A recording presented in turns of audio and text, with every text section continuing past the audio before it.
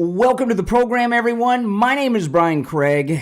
It is Thursday morning already, can you believe it? And this, of course, is Florida's longest-running radio show, the Steve Kane Show, on the radio since 1977. Celebrating 48 years on the radio. We've got a lot to cover on the program today. A lot has happened. Did you guys catch the historic Tulsi Gabbard press conference? It was amazing. In fact, that press conference Tulsi Gabbard had yesterday at the White House very well may be without a president and taking part in it, because, Gerald Ford had that press conference, after there's been president. Without a president being at the podium, that press conference yesterday of Tulsi Gabbard's was probably the most historic and significant at the same time White House press conference in the history of White House press conferences. It was absolutely amazing. She named names. She detailed the criminal crime operation organized by Obama. She gave the names. She gave the dates. She has the receipts. She has the documents. So we're going to cover all of that and more on the program today and take your calls. I got to tell you, what really shocked me about what's going on in our political world today is how few people realize that all this Jeffrey Epstein stuff is a distraction from all these Obama crime stories that are coming out. And the liberals have these bizarre talking points. Excuse me, guys. I'm all choked up out of the history-making Tulsi Gabbard.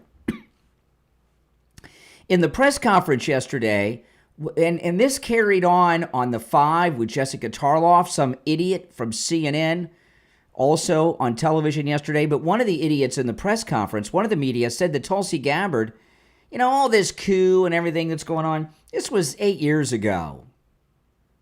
It's kind of old. It's not news. It's old.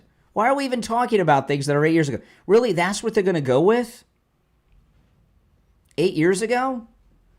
They went after President Trump with that E. Jean Carroll stuff that was like, we don't even know what year, but was like 30 plus years ago. Was it the accusation?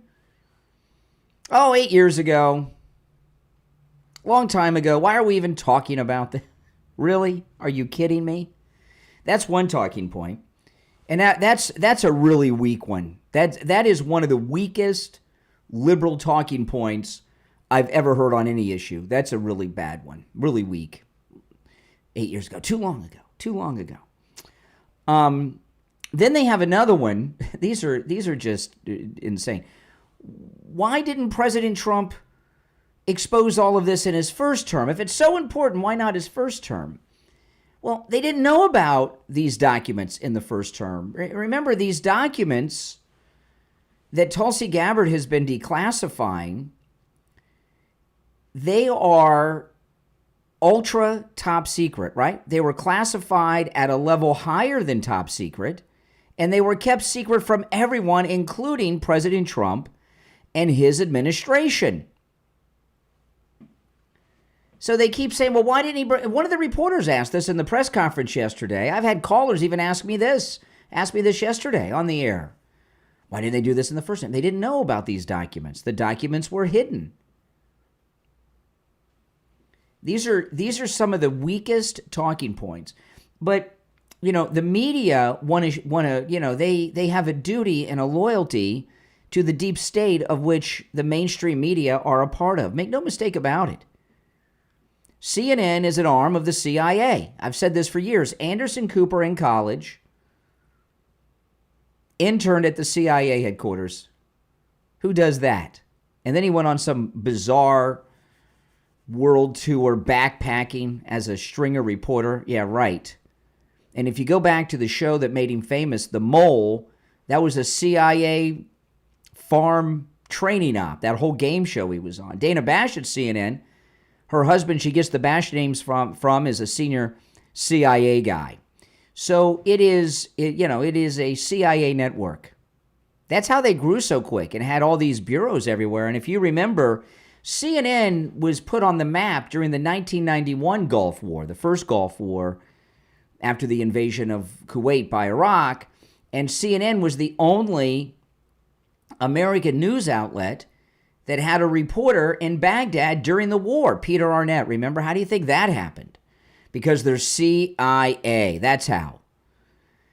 And there's other deep state operatives and DNC operatives at different media outlets.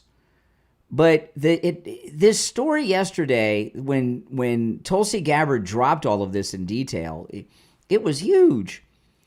And these people in the media, they dream, they fantasize, they tell themselves they all want to be Woodward and Bernstein. They have a story that is Watergate times infinity. Watergate is less than a speeding ticket compared to what Obama was doing. And there's a lot of documents. We got all the proof. And I watched this live yesterday, the press briefing. The White House press corps, they looked bored. They were having a hard time staying awake. And I've seen this at Trump rallies. If you've been to a Trump rally and you look at the press, they sit bored, uninterested, trying to throw the speaker. That's what they were doing yesterday. They were really, truly annoyed. And then let me pull up one. I wasn't going to play any audio till later in the show, but let me see if I can find this particular one. Caitlin. Okay, yeah, Caitlin Collins at CNN. Did she just buy an island or a beach house on an island or something? She's paid a lot. And so CNN, they finally ask a question. This is Caitlin Collins to Tulsi Gabbard after Tulsi Gabbard outlines in detail the Obama coup against President Trump. Caitlin. Thank you, Caroline. Two questions for Director Gabbard just on this. Director Gabbard, you referenced the past intelligence reports and assessments on this, including that 2017 one that was signed off, as Ed noted, by every Republican on the Senate Intelligence Community, including the acting chair of the time, now Secretary of State Marco Rubio, who said in a statement that they did not find any evidence of Russian collusion, but they did find, however, is very troubling, and they found irrefutable evidence of Russian meddling. One, are you saying that he's wrong in that statement that he made then? And secondly, what would you say to people who believe that you're only releasing these documents now to improve your standing with the president after he said that your intelligence assessments were wrong? Okay, say now, Caitlin, aren't you just doing this to suck up to the president? This whole thing was a sting operation. When they asked President Trump that question about Tulsi Gabbard and the Iran nuclear program, that was a setup, setting the stage for this, because they knew these documents were coming out. She didn't say anything that was wrong. President Trump didn't hear her say it. He said if she said it, she's wrong, but she didn't say what they asked. They were discrediting the messenger before the story dropped. Now they're trying to discredit President Trump with all this Epstein stuff, which is like the lead story in the Daily Mail. You know, the Daily Mail was my favorite news source not that long ago. Yeah, I don't even hardly read it anymore. It's a joke. It's all filled with lies. It's like the Drudge Report now. And, you know, the Daily Mail, their lead story is this Epstein tape dropping Trump's name. By the way, all that stuff's older than the 8 years with the Obama, but that's not too old. It's all an attempt to turn the discussion into an Epstein discussion. As soon as this story dropped on Friday, I went online, I went on YouTube because I wanted to be on the record with this. I said, watch. Their talking point, anytime you bring it up, is going to be, yeah, but Epstein this, and Trump and Epstein, and they're best friends, and all these lies. And you see them continuing to try to do that. The Epstein stuff is back because it is an attempt to distract from the true story, and that is the Obama coup. So we're going to go through all of that on the program today. I'm going to play some of the audio of yesterday's events, some audio from the past. We've got some new articles as well that cover some things that happened, and take your calls. Our number is toll-free, 1-888-465-2631, 888-465-2631. You know, the great Mike Lindell, remember he had a lawsuit against him where a guy was awarded $5 million. Remember that? Well, he appealed it. Associated Press, Mike Lindell, the inventor of the MyPillow, celebrates victory after appeals court voids $5 million award. That was a personal lawsuit against Mike Lindell. So he's won that case. The appeals court overturned it. That's a good thing. And there's no better way to celebrate than get yourself some of these great MyPillow products. You know, with our promo code Kane, you can save up to 66% on some of the most popular products. And, of course, I've been telling you a lot about the 3-inch MyPillow mattress topper. I've been sleeping on mine, my wife and I, for years. It will change your life.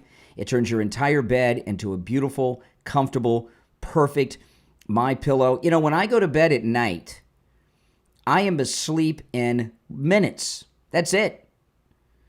Because when I get in that bed, it's like sleeping on a cloud. It's complete serenity because of the 3-inch MyPillow mattress topper. Huge savings with our promo code Kane at checkout. And it comes in every mattress size, from twin all the way up to California king and split king and every size in between. We have it on our marital bed as well as our guest bed. And it's also great for those sleeper sofas, great for the kids. You want your kids to get a good night's sleep as well. So go to MyPillow.com. Use our promo code Kane at checkout. It comes with a 10-year warranty. Can you imagine? 10-year warranty. It's crazy. On a product like that, it's unheard of. A 10-year warranty and a 60-day money-back guarantee.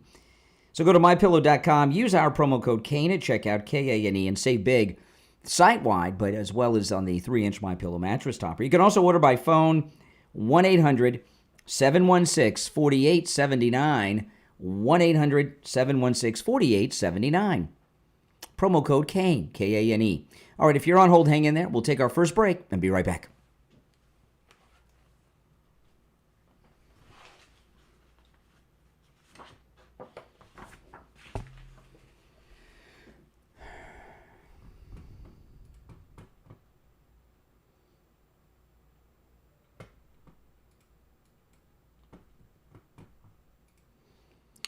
Oh, man. What a great time. This is just a great time. We're doing very, very well. We're winning everything.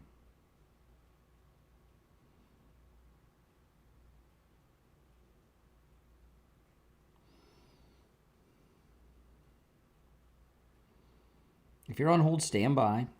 We'll take some calls in a bit.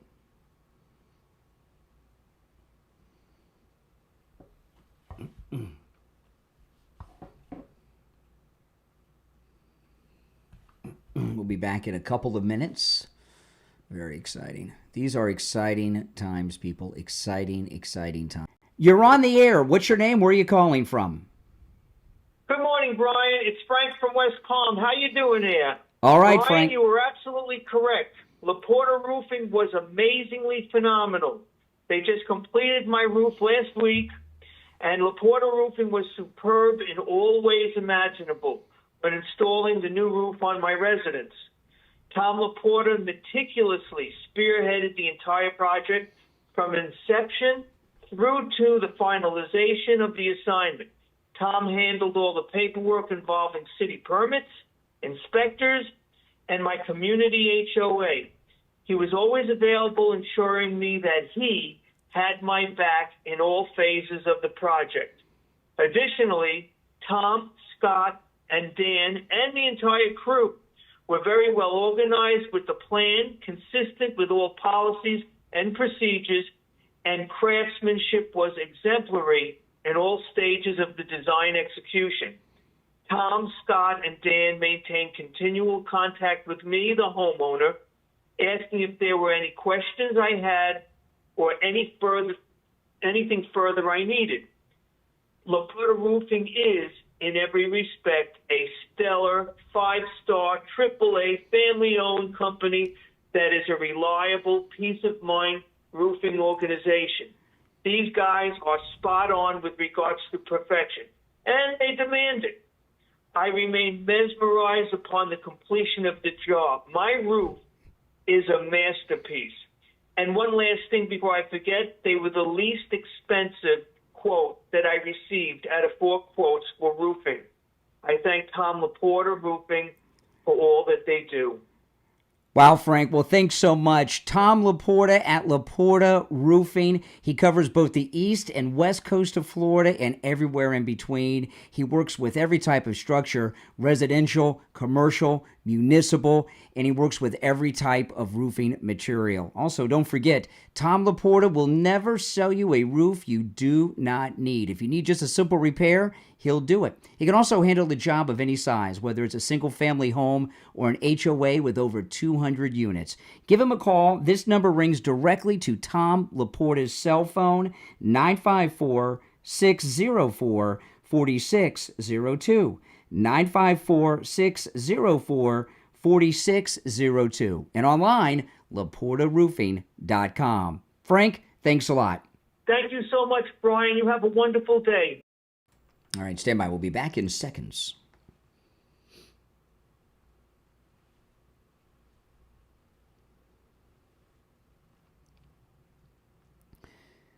We're back, everyone. Callers on hold, stand by. My name's Brian. This is the Steve Kane Show, Florida's longest running radio show.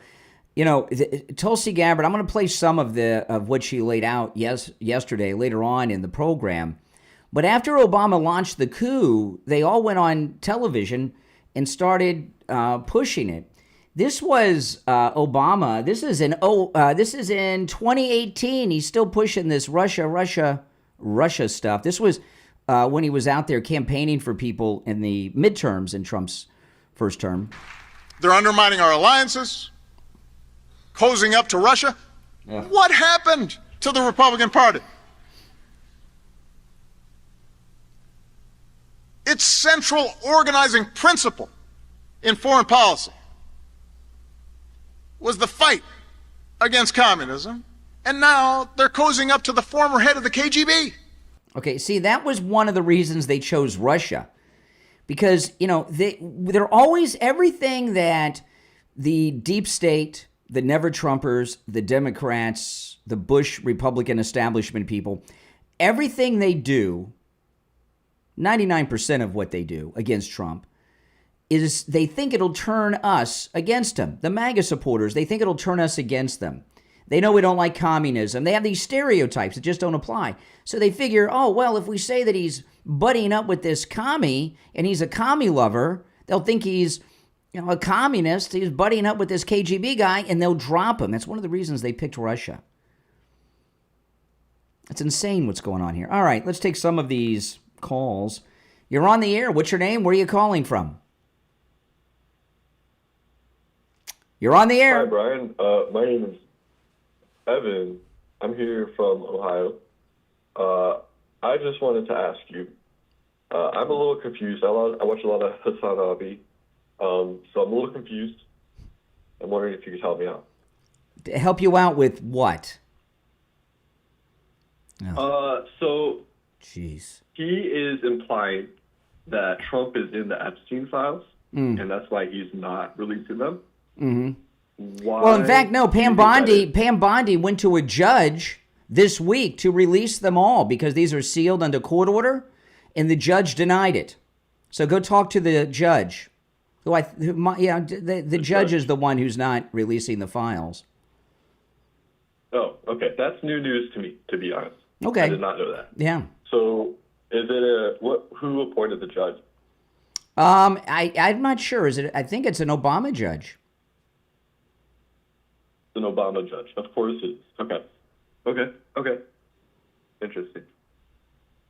But you know, this the whole Epstein stuff.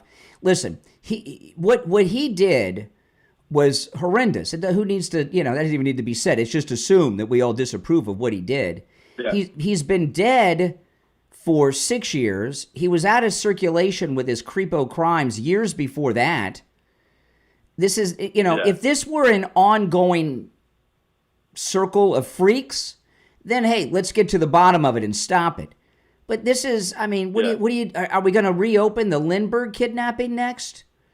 You understand what I mean? So this whole thing with Epstein is a distraction to distract away from this coup that Tulsi Gabbard and the president have uncovered, led by Barack Obama. So if it was a coup led by Barack Obama, why is he not in power right now? It's something called, you know, President Trump used this term yesterday, a soft coup. It's not a kind of coup where you send in an army and take over the seat of government. You undermine them, turn public opinion against them. It's the kind of coup the CIA do around the world, to turn public opinion in a certain direction and against certain things and people. Okay. It's a coup, but it's also a psyop. It's called a soft coup. Okay. So, do you know why and how the Epstein files? See, everything is back to Epstein. I mean, see what I mean? I'm not talking about Epstein. Everything goes back to Epstein. I just want to know. I'm sure you do, but you were talking about dividing. No. Can I bring up my point? We'll see. You were talking about dividing people, and I remember growing up. I was in high school when all this stuff was going on. To be honest, man, and this Epstein file stuff and all the Chomo stuff started as a 4chan meme. No, it didn't. It was a local crime. It was a local crime. It was an elite. No. All right, no. I'm gonna move on. We are not talking about Epstein. I'm sorry. Get your own show. You can talk about Epstein all day, all night. You could do a 24-hour Epstein show somewhere else, but you're not going to turn this program into that. I told you guys this on Monday. It's not going to happen. You're on the air. What's your name? Where are you calling from? It's Montana Mark. Hey, what's up? It's quite incredible how Trump goes ahead to do what the people want, but it's all these Trump-hating judges that keep blocking Trump. Because I heard something on one of the news sources on the internet that there was another judge that was blocking Trump from putting the Epstein files out for the people to see. And we got. Well, no, this is an important thing. Pam Bondi. After President Trump ordered Pam Bondi to release the Epstein files. These files, including this mysterious list, are sealed under court order. Pam Bondi went to a federal court personally to get the judge to unseal the Epstein files. It's this Obama judge here in Florida, I believe, but it was an Obama-appointed judge, refused. So it's the Obama judge that is covering up and holding on to the Epstein files, not President Trump. And I think you said in some shows back that all the files were always locked up by the judges, and the Democrats can commit any. But don't you see what I'm talking about here, Mark? We get this one idiot from Ohio, and now you and I are talking about Epstein. Don't you understand? This is what the whole purpose of this story is, to get us on the defense, talking about this old news that's not relevant with fictitious slanders against our president, as opposed to talking about the new stuff that just came out this week, and that's the coup. Don't you see that's what they're doing? And you're falling for it. It's the typical Democrat game. They always do stuff to sidetrack from. That's true. All right, Montana Mark, take care. If you're on hold, stand by. It was raining like cats and dogs this morning. Oh, my goodness. Around 5 a.m., it just was pouring, and it was hard rain, too. It's hurricane season. A lot of people like to say rainy season because they don't like to say hurricane. It is hurricane season. It rains every day, and it rains hard here in sunny, rainy, hurricane season Florida. And if you've got a wet spot on your ceiling, you got a leak in your roof, you want to call Tom Laporta at Laporta Roofing. He's a good MAGA guy. He'll never sell you a roof you do not need. If you just need a simple repair, he'll do it. He covers both the east and west coast of Florida and everywhere in between. Give him a call. This number rings directly to Tom Laporta's cell phone. You can also text him, 954-604-4602. 954-604-4602. That's 954-604-4602. And online, LaportaRoofing.com. We'll be right back.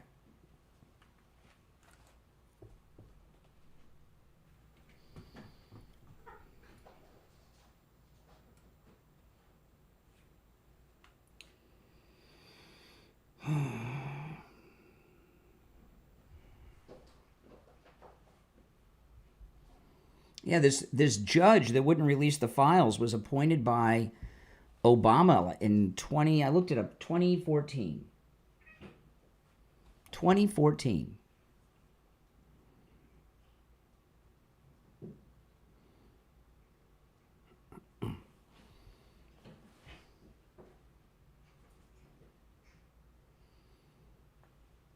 No, it's true. It's true. Oh, we're welcoming a new sponsor to the program today, and that is Balance of Nature. You guys see Balance of Nature? They're all over television. And they reached out to me a couple days ago and wanted to sponsor the program. Of course, I said yes because I've used their products for a long, long time. And you guys know them. You see them on TV all the time. With my promo code Brian, BRIAN, with the promo code Brian, you can save 35% off your order at balanceofnature.com. You can also call that toll-free number that's on the website, balanceofnature.com, 1-800-246-8751. 1-800-246-8751, and also balanceofnature.com. 35% off with the promo code Brian, BRIAN. That's my name. And it's pretty exciting, actually, when a big old company like that reaches out and they want to advertise with you. I was very excited about that. We'll be back shortly. I know, it's pretty cool.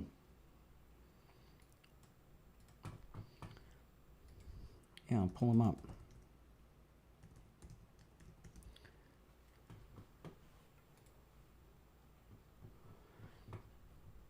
Yeah, right there. You go right to their main website, balanceofnature.com, and use the promo code Brian, BRIAN, or you can call them right there at that number and save 35% off your order.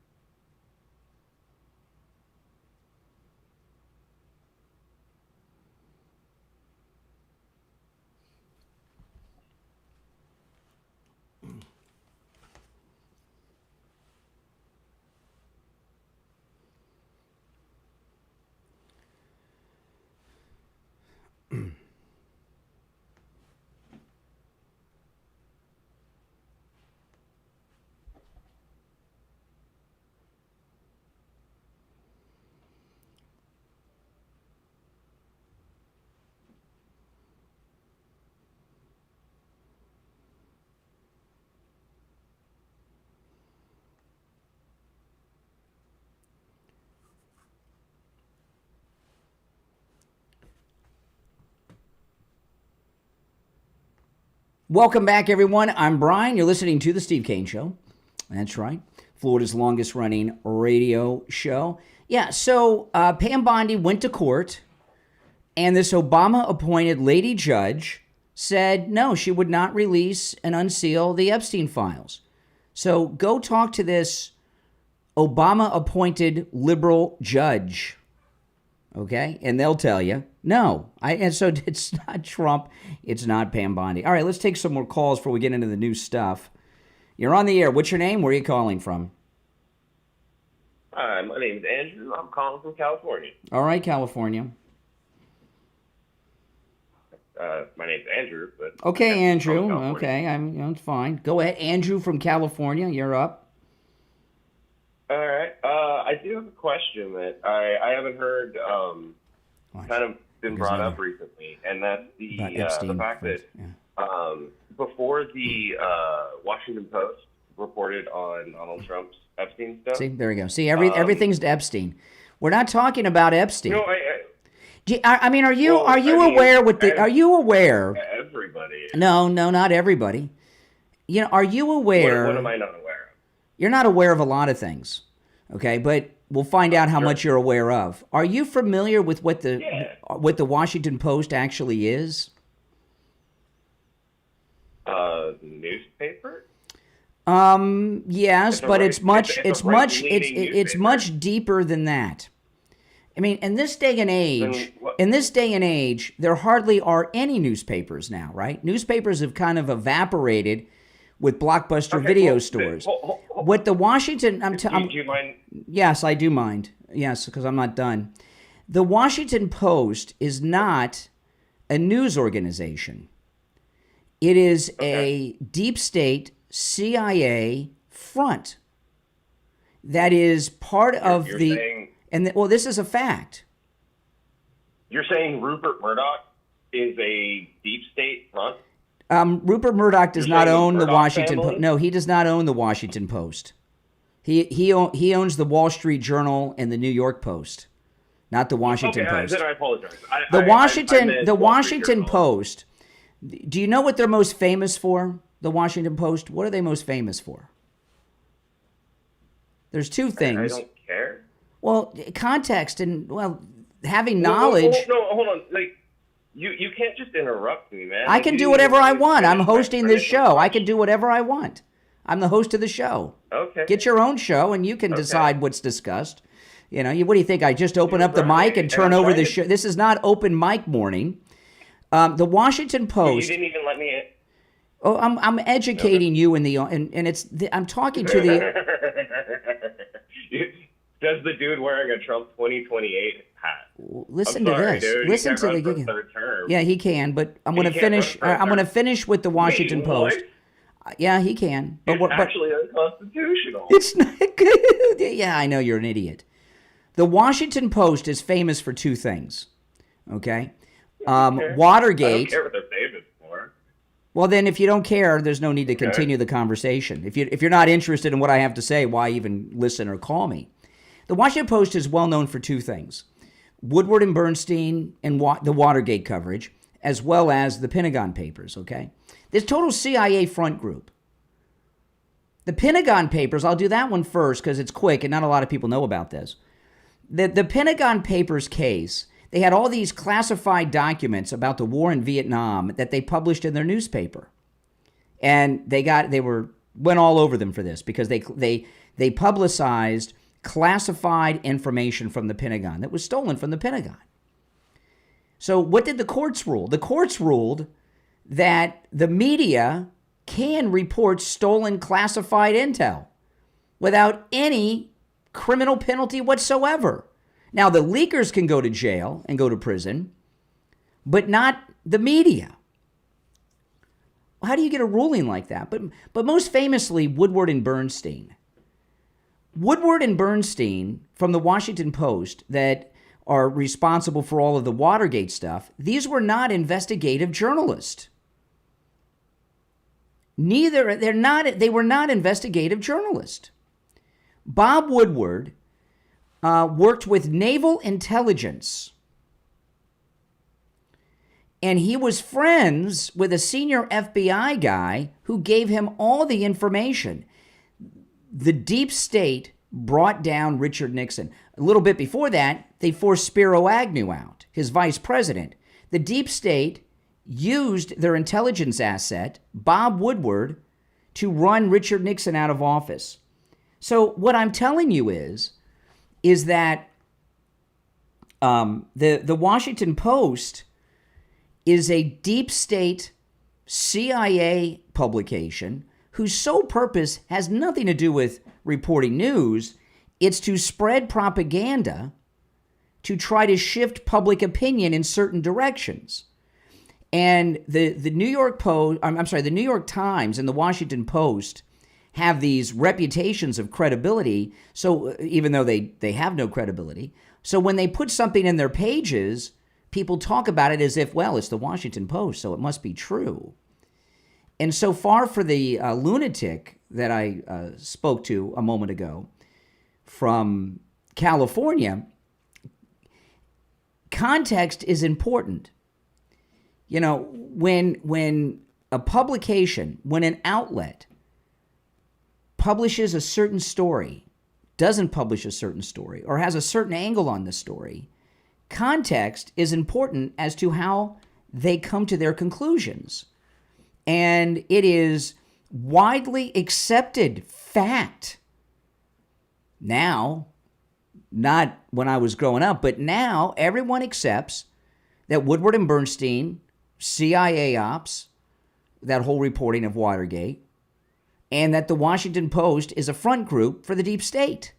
They're not the only one, but they certainly are one, and a big one, and one they've had a lot of success with. Remember, Peter Strzok and Lisa Page in those text messages said that they got a copy of All the President's Men. That's the book that was turned into a movie about Woodward and Bernstein and the Watergate coverage. And they said that was their guide on how to bring down Trump. Remember that? You're on the air. What's your name? Where are you calling from? Okay, that was good. You're on the air. Where are you calling from? Yeah, good morning. Good morning, Brian. This is Richie. Hey, Richie. I don't know how you do it. I don't know how you do it. I'm going to tell you, I watched that news conference yesterday, and my emotions went crazy. I mean, I said to myself, look what the slime ball that was the president of the United States that should be in prison because it's unbelievable. I'm watching what he did, how he destroyed lives, how he went after the future president at the time. He didn't let it go, and how Hillary Clinton with her lies and they completely lied to the American people. And those people that were sitting in that room, that press conference, these supposedly reporters, the first thing they do is try to defend this and try to deflect and try. It's amazing to me. When I watch that press conference, and you go back and you watch the press, these people will tell you, and they tell themselves, that they want to break big stories. They want to be Woodward and Bernstein. They get the biggest story since Watergate handed to them, and all they do is they can hardly stay awake during it. And the few questions they get are to try to discredit the story. Exactly. They're running interference for these thieves, these liars. I mean, I'm just outraged. I don't know how anybody could call you this morning and defend this because to deflect on anything. Don't these people know? And listen, if I found out President Trump was lying to the American people and pulling the wool over our eyes, I would turn on him in 2 seconds. Like this judge, like this federal judge that refuses to release the Epstein files is an Obama judge that Obama appointed. Yeah, a Democrat appointed by Obama in 2014. If that was and you wouldn't even know that in the news accounts, you got to search for it. If that was a Trump judge or any Republican judge, that would be the headline. Trump judge refuses to unseal. Republican judge refuses to unseal the Epstein files. This is an Obama-appointed judge. She's one of the few federal judges he appointed that's white. So they're trying to imply that she's a Republican. They because she's a white woman. But that's not even in the news stories that she was appointed by Obama in 2014. So now it's an Obama appointee who is refusing to release the Epstein files. That's the story. I wouldn't even. And I wouldn't even talk about the Epstein anymore. Because I'm not. You're right. I mean, and President Trump was absolutely right. These people, and you know what really gets me? Everyone is saying now that John Roberts and the Supreme Court. I don't know how a president could commit a crime in office. I'm talking about a crime. I'm sure that if President Trump did the same thing that this Obama did right now, that they, in other words, they're saying you cannot touch. He's immune. He could go and shoot somebody. No, and walk you right only with the Ted Cruz was on Laura Ingraham last night talking about this. I might play some of that later. But he's a top lawyer. There was talk of him being put on the Supreme Court, right? Remember, he was the Solicitor General for Texas before he was in the Senate.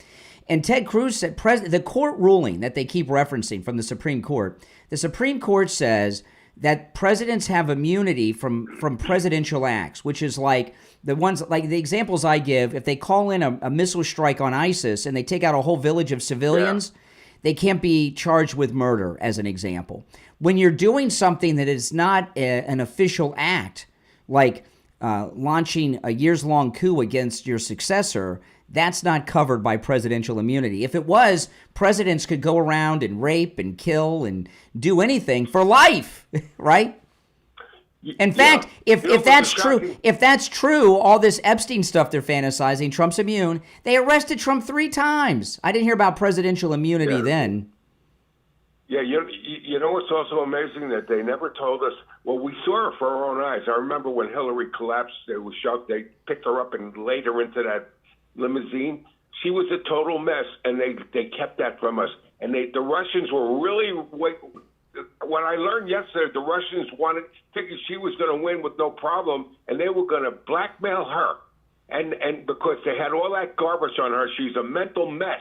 And plus, they were going to put there was this something, in the White House. there was something left out, too, of this yesterday. Hillary Clinton signed off on giving 20% of U.S. uranium to Russia. So Russian nuclear missiles aimed towards American cities are weaponized with American uranium in many instances because Hillary Clinton signed off on it for money. Man, this is so disgusting to the American people. If anybody calls up, I'm talking about Democrats.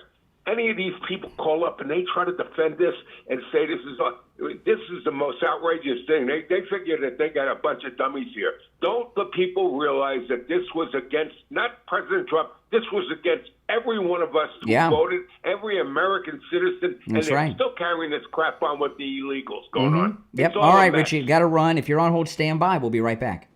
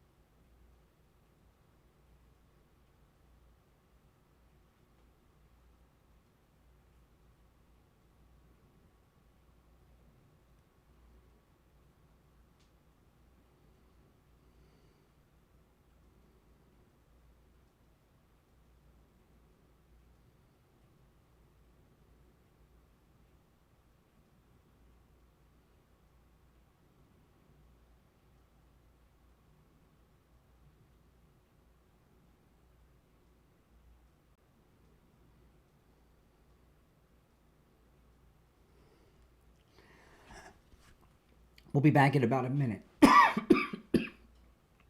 Sorry, guys, my allergies are getting to me this morning.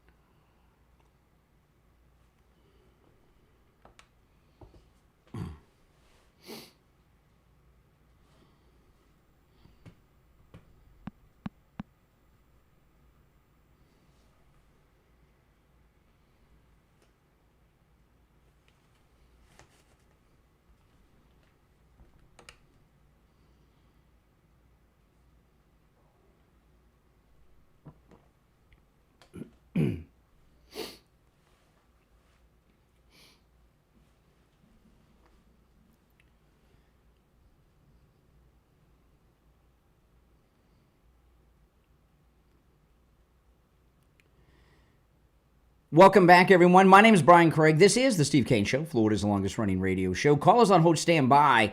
Did you see that story the other day that ICE arrested this grandpa? They deported him to Guatemala, and he died. Did you see this story? It was all over the place a few days ago. Well, it turns out it was a complete hoax.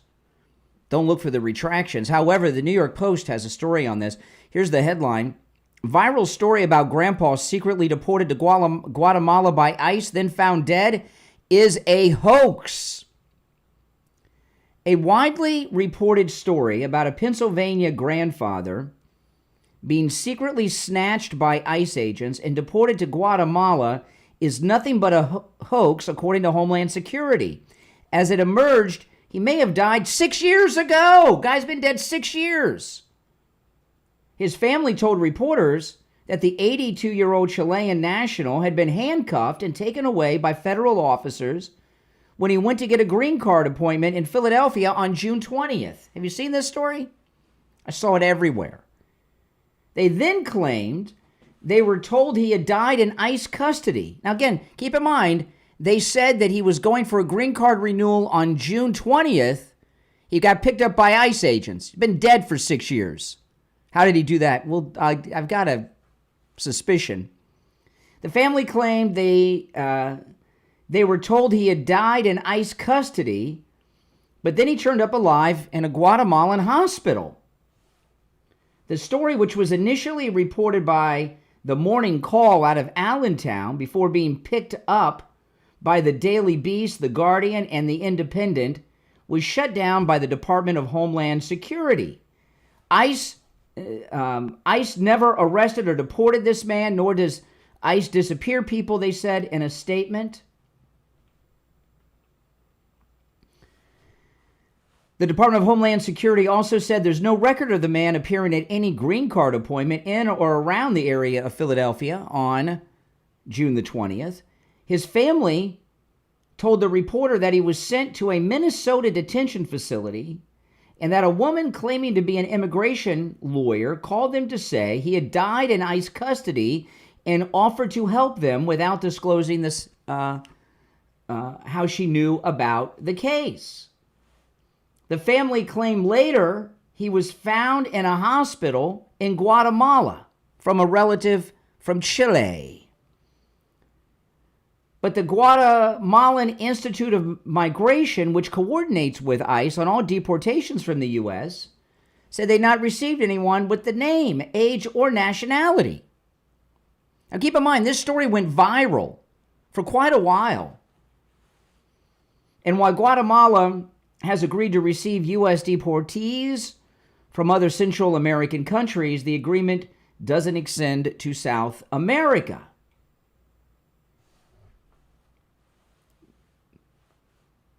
The man from the story was granted political asylum in the U.S. at 87. He worked in a manufacturing plant for 40 years before retiring, the Morning Call reported. However, ICE states its only record of him entering the U.S. is in 2015 from Chile under a visa waiver program. So even that part's not true. A death certificate matching his name and date of birth from Santiago, Chile in 2019 was presented to the Morning Call by a Chilean journalist. So he died 6 years ago, but it didn't stop them, the family, from lying. They created a very detailed lie. And of course, the media that checks and sources nothing ran with it, and this story went viral. I saw it as recently as 2 days ago. This is nuts. Now, what I'm wondering is, was this guy still being sent like Social Security payments or something? Was there someone receiving benefits from him? Was the U.S. government never told he died? I don't know. But there's something up with this, no doubt. You're on the air. What's your name? Where are you calling from? You're on the air. This is Jeff. Yeah, Jeff. Yes. I just a quick question. Why are you deflecting from the real story? Are you going to go back to Epstein? Yeah. I am. What is the story of Epstein that I'm deflecting from? Tell me the updated story that's news. That the Wall Street Journal reported that Pam Bondi back in May, told Trump that his name appears several Yeah, times. and President Trump was asked about this yesterday by a reporter. He says that's not true. That's a lie. He's suing the Wall Street Journal for their slanders. Didn't happen. It was a lie. Okay. What kind? I wonder, why is a man like you so against Trump? Well, you got daddy. Do you have daddy issues? Did your dad not love you enough? What is it with Trump that turns you off so much? I'm just curious, what kind of American man doesn't support President Trump? It seems kind of like a strange thing to me. No, here's the situation, is that just like Clinton should go to jail if he was found guilty of being a pedophile, sleeping with these underage girls on the side. Who was found guilty of that didn't go to jail? You didn't answer the question. You didn't like the question. What is it? What is the problem? No. Oh my God! The problem you have. I'll tell you what. Being a bootlicker. Your problem with Trump is a very simple one. You're straight, right? No, my problem is with pedophiles. Yeah, I know. No, it's not. Pedophiles belong to jail. Listen, and you, sir, are protecting him. You are a bootlicker. Okay. Instead of being your problem with. All right, appreciate the call. You know what his problem is with Trump? Because he mentioned Clinton.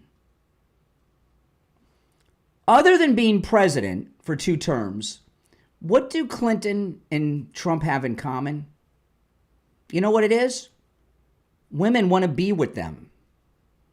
Women want to be with them. Well, maybe not Clinton anymore. And what that guy's problem is a pretty simple one. He's jealous and has issues with men that women are attracted to, obviously, especially beautiful women. And you can tell he's the kind of guy that women have chosen a life of celibacy for. What do they call that? Incels, involuntary celibacy. I saw that on an episode of Criminal Minds. Now, I want to talk to you about Dr. Philip Appleton and his amazing laser away pain treatment. I first met Dr. Appleton 3 years ago. A salesperson from the sales department said, hey, we've got this doctor coming on. He says, and he told me about him. I'd never met Dr. Appleton before. He says, do you have any pain? I said, yeah, I've got this knee pain that I've suffered from for like 30 years. And he's like, okay, he treats that. I said, okay. So the next day we went over to see Dr. Appleton, and I talked to first time I met Dr. Appleton, he treated me. It was a Thursday. Then I went back on Saturday for a follow-up, and here I am 3 years later, and my 30 years of massive suffering in my knee, the pain was gone, and it has not returned 3 years later. 3 years after the treatment, the pain still has not returned. You know what? It's not going to. And I remember, when I was on the air, it was really bad this time of year. During the rainy season is when it would hurt the most. And I always kept to my left a high stool. And if you go back on YouTube and watch some shows before 3 years ago, in particular when we were at our studio in Boca, you'll see me oftentimes with my left hand on the back of this high chair, this stool. And the reason I did that is so I could shift the weight to the left side of my body, because my right knee hurt so much I couldn't put weight on it and stand for 3 hours. Now there's no stool, there's no chair, I'm not leaning on anything, and I'm putting my weight properly on my right foot because I'm right-handed, so I'm right-footed. And the pain, I remember what it was like because it was bad. And this time of year, during the hurricane rainy seasons, the pain would be so bad, I'd almost be in tears. But after Dr. Appleton treated me 3 years ago, he rid me of that pain that I suffered from for 30 years. And here, 3 years later, the pain has not returned. It's amazing. Give Dr. Appleton a call and say bye-bye to your pain, too. Works on every type of pain I've ever heard of. 954-973-0710. 954-973-0710. And remember, appointments are not necessary and walk-ins are welcome even on Saturdays. Online, AppletonCairo.com. You're on the air. What's your name? Where are you calling from? Hey, I just want to say first, really quick, I really enjoy your wait time music, and I would really like to know how much of Donald Trump's dick. Okay, there you go. First dump of the day. All right. Oh my goodness.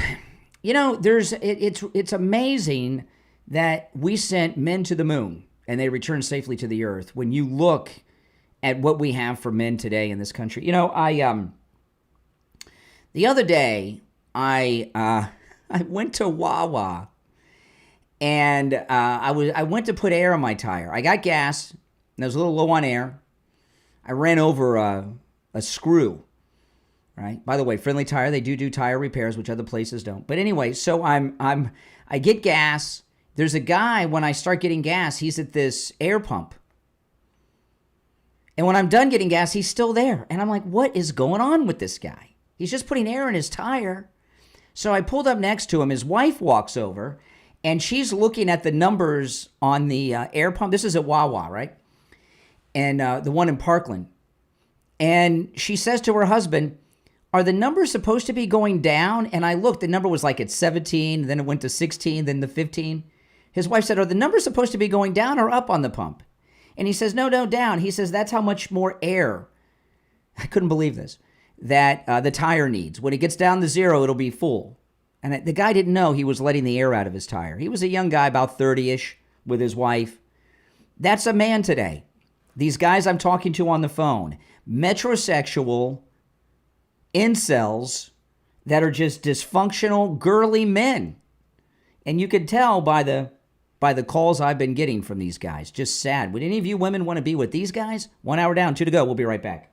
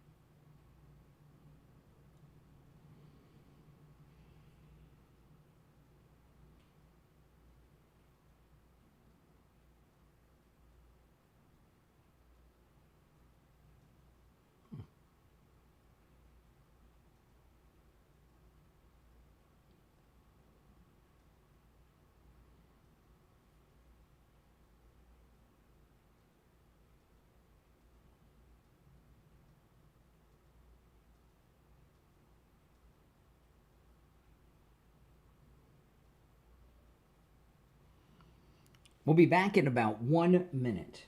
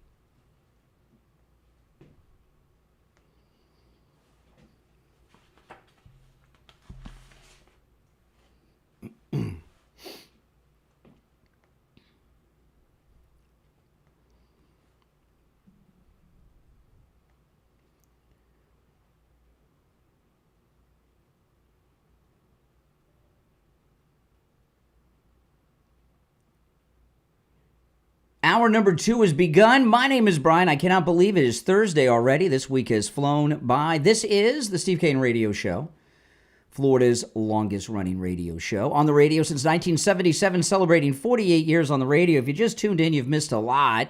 We were talking about Tulsi Gabbard's historic press conference yesterday where she named names, gave dates, and had all the records and receipts for the press on the coup organized and led by Barack Obama that's continuing even to this day.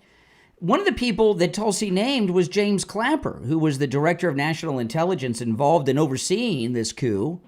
He went on CNN in a panic. He's already lawyered up, and it looks like he might be the one that's looking to make a deal. Listen to him. Here he is with Caitlin Collins yesterday on CNN. Clapper, idiot. When the director says that she's referred these filings to the Justice Department for a criminal investigation, tonight we're told they formed what is called a strike force. That's right. Oh, by the way, this Pam Bondi strike force, I like this. I was so excited to hear that. I did not want to hear special counsel, right? Special counsels are where you go to drag things out and keep them going forever and ever and ever. Strike force, which I hope is made up of Kash Patel and Dan Bongino in some way, shape, or form. That sounds like action, doesn't it? Criminal investigation. Tonight we're told they formed what is called a strike force. Do you have concerns that they will attempt to prosecute you? Yes. Well, certainly I do. Yeah. After 8.5 years of this, and I don't know of an intelligence product that was more scrutinized, more investigated than that product. See, this is what they don't understand. They made a counterfeit intelligence analysis that said there was Russian interference, right? Like, if the Secretary of Treasury got together with a couple guys and went and printed up a bunch of cash money at the Mint for themselves, how would you tell that it was different from the authorized money? It's not the same kind of counterfeit because it's made at the U.S. Mint. It's printed with their ink and their print. You wouldn't be able to tell it apart, right? But they would take the money themselves for their own purposes. That's what they did. Clapper, Brennan, Comey, and others at the direction of President Obama. They took their system of making intelligence reports and they created one out of pure fiction. So it looked real. Why would it not? It's on the official, this is how they do it. It's on the official letterhead, done by the same officers, signed by the right people. This is why Ted Cruz's committee came with the findings they came with. Like if you had a $100 bill that you just got from the bank, and then you had a $100 bill that somebody at the U.S. Mint printed unauthorized, you wouldn't be able to tell them apart because it's the same place they came from. They leave that part out of everything. More scrutinized, more investigated than that product was by numerous people. It's very disconcerting. It really is. And I take seriously when the President of the United States accuses me of being a participant in a treasonous conspiracy, which is ridiculous. Yeah, what's your reaction to that? It's ridiculous. Yeah. It is untrue. Mm-hmm. So what will you do if they come after you? What is your plan? Well, I'll lawyer up, I suppose. Already have. Oh, he's lawyered up. You've already hired attorneys in case of, in anticipation that the innocent Trump man. Justice Department could try to prosecute you. We've had sort of perpetual attorneys since I left the government in 2017. Really? When the Why? Why does he have attorneys? He's already lawyered up, Clapper.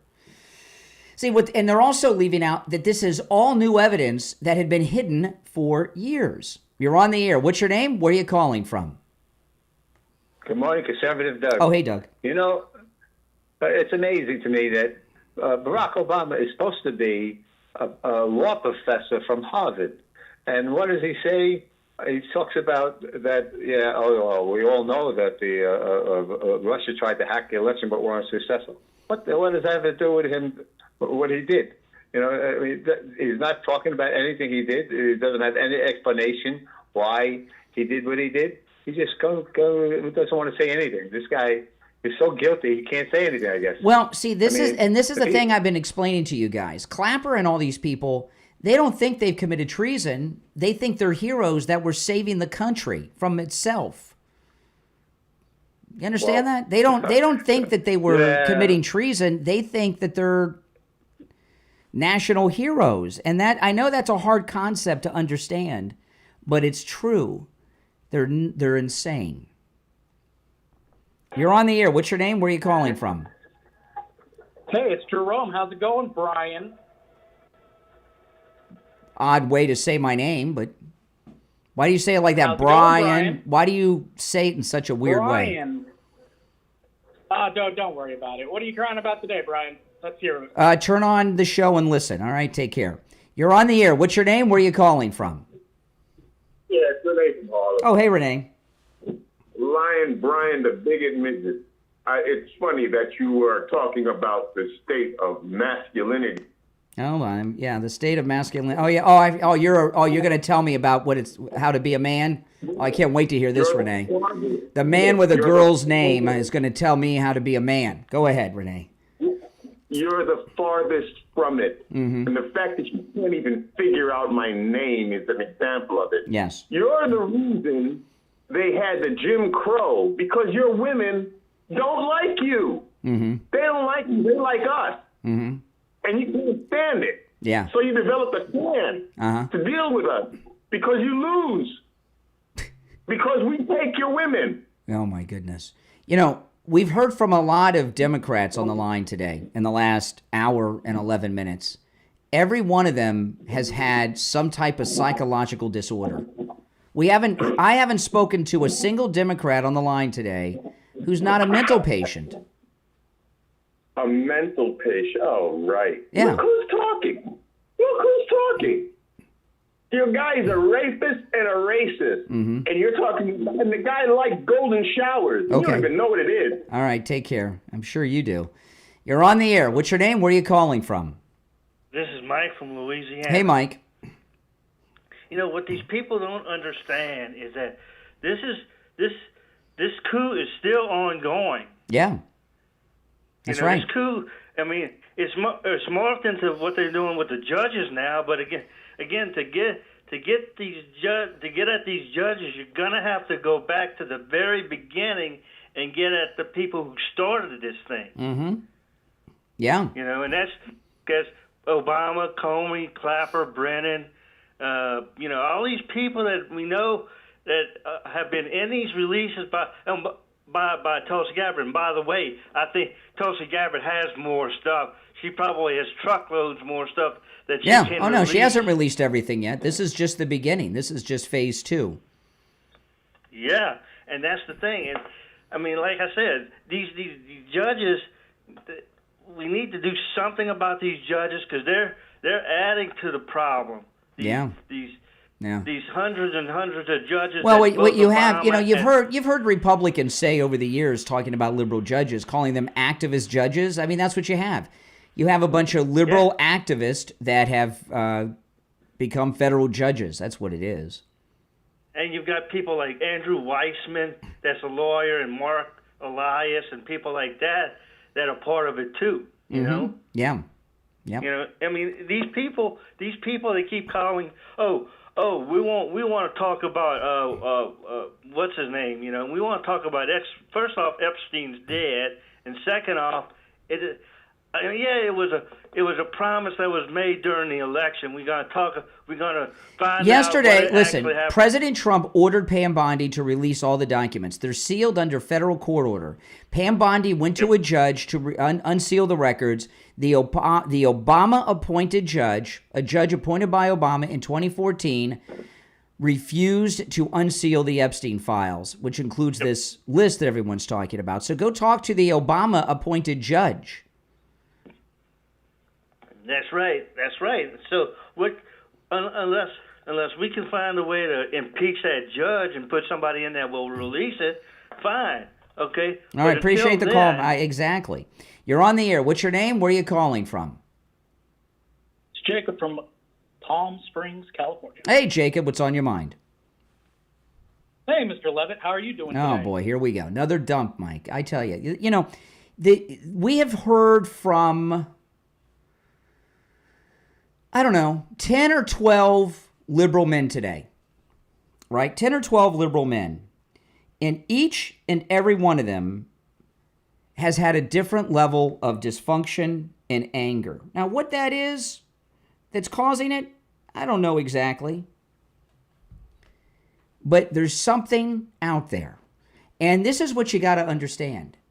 That if Donald Trump had not won the election, whatever Democrat would have ended up as president, whether it was Kamala or Biden, if none of that had happened, the people that we're hearing from, that's their constituency. Now, I want to tell you guys, I was talking earlier, it was raining cats and dogs. I mean, it was really raining this morning. It was raining hard, and it rained for quite a while. I was surprised because I was like, well, I got to leave, and I didn't want to go through that rain and get soaking wet.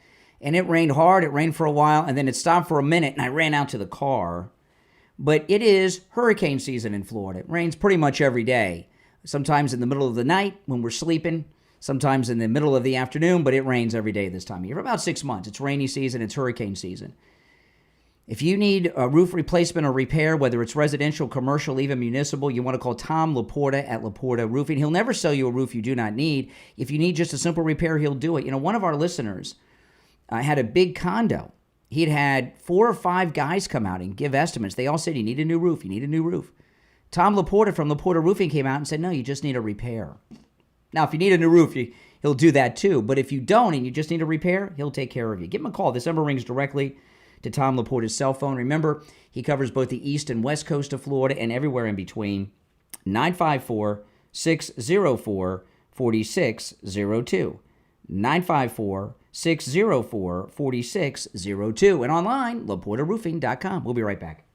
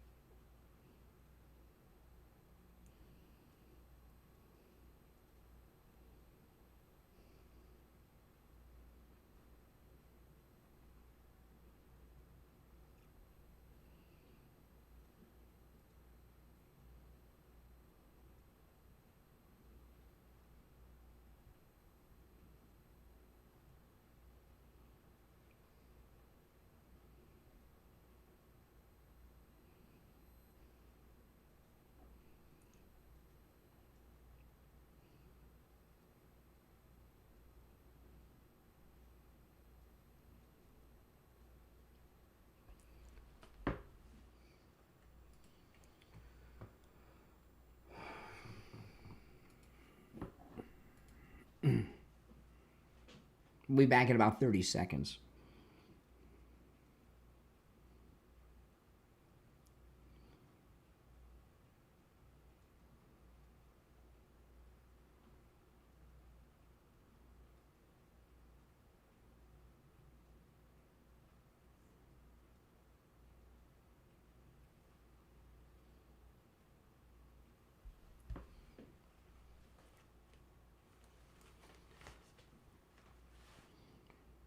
Welcome back, everyone. I'm Brian Craig. It's the Steve Kane Show. If you're on hold, hang in there. We'll get back to some calls in a bit. If you'd like to call in, please do. The number is toll-free, 1-888-465-2631, 888-465-2631.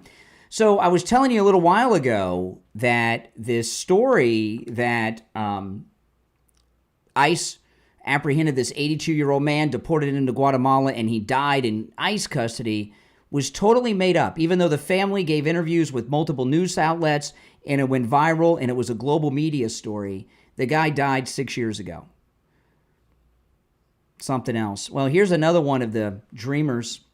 An illegal alien accused of killing 18-year-old Haley Hagelson in a drunk driving crash in Wisconsin. This is nuts. An illegal alien has been accused of killing 18-year-old Haley Hagelson in a drunk driving crash in Dane County, Wisconsin, as well as seriously injuring her boyfriend, who's 19. She's a 30-year-old illegal alien with a history of drunk driving. She's been arrested and charged with second-degree homicide by intoxicated use of a vehicle, a second-degree homicide, by intoxicated use of a vehicle with prohibited alcohol concentration. Boy, in Wisconsin, they write their laws and charges like the stereo directions. So she's charged with drunk driving and knowingly operating a vehicle on a revoked license, among other charges. Oh, my goodness. Revoked is beyond suspension. On July 20th, the illegal was allegedly drunk driving when she crashed into Haley and Brady, who were in Brady's Volkswagen. When first responders arrived, Haley was unresponsive and pronounced dead. At the scene. This is just god-awful. These are all crimes that would never have been committed if President Trump was in the White House the last 4 years. That's it. And, you hear these liberals, and they tell you all these things. Well, Americans do these crimes and things like that. What does that mean? These are all crimes that would never have happened if the Democrats, if Biden, if Kamala, if Obama had not erased our southern border, if the Autopin people did not erase our southern border. All these people would be alive. I watched the victim statements, some of them yesterday, for that god-awful murder of those college kids. And I know that all but one of the families agreed with this plea bargain. That was so upsetting to me that guy did not get the... I'm pro-life, all right? I'm very strongly opposed to abortion. And I'm also... if I were on a jury, it'd be hard for me to send someone to the death chamber. It really would, because I'm so pro-life. But in this instance, a death sentence is what the guy needed. I watched these victim statements. I like the one mother who's talked about the A's and the D's and all that. That was funny. I was glad that somebody stood up and said that. But this guy, it's almost like he got away with it. He should have gotten the death penalty, and shame on the prosecutors for even offering up such a deal. What a bunch of cowards. And all murder is god awful and bad, but when young people like this 18-year-old girl are killed by this illegal, they didn't even have a driver's license in the country illegally, a long history of drunk driving, just like those college kids, they've taken not just their lives away, right, because they killed them, but think about everything else. They'll never be married. They'll never have children, grandchildren, nothing. When you kill these young, murder's always bad, But the younger it is, especially kids that haven't even started their life yet, it's even more tragic, isn't it? This is one of your dreamers. Are they sending women to Guatemala too? How do you Democrats live with yourselves? What goes through your mind? What we have are just a bunch of psychotics. Maybe what Bobby Kennedy's doing, getting the food cleaned up, will end some of this nutty behavior and attitude and personality defects we have in so many American people. Maybe all these things the dyes and all these other things that Bobby Kennedy's getting out of the processed foods, maybe that's causing a lot of the mental issues we're hearing from so many Americans. But when I see these stories, the way I always think, these are all crimes, these are all deaths, these are all victims that never would have been victimized. Crimes that never would have happened if the border was not erased by the Democrats. And the Democrats don't care. They don't care. How many of them voted against that Lake and Riley Act? All right, if you're on hold, stand by. I'm going to take our break for the bottom of the hour. Our number is toll-free 1-888-465-2631. 888-465-2631. My name is Brian Craig. This is the Steve Kane Show, Florida's longest-running radio show, on the radio since 1977, celebrating 48 years on the radio. When we get back, I'm going to get into the Tulsi Gabbard press conference yesterday, which was fantastic. Did you guys catch it? We'll be right back.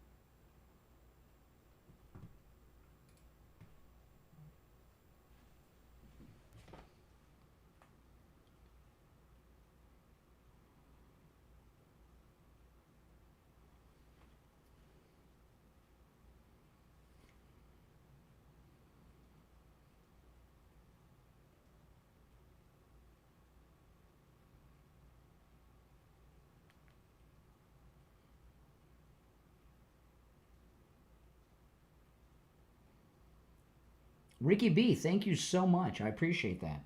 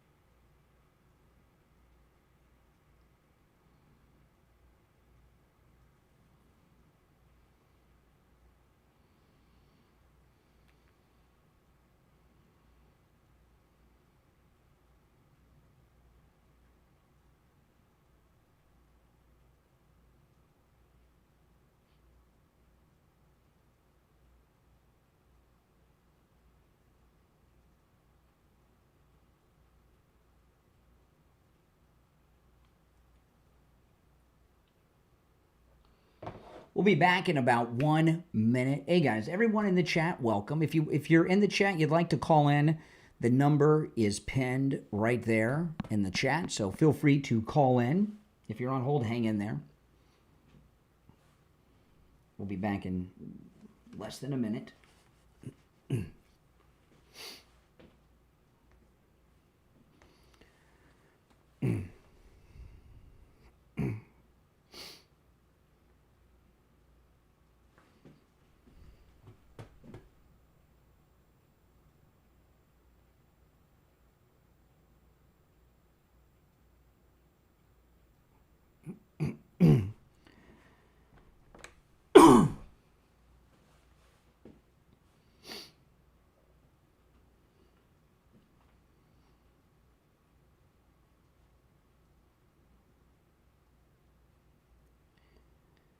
Welcome back, everyone. I'm Brian Craig. It's the Steve Kane Show.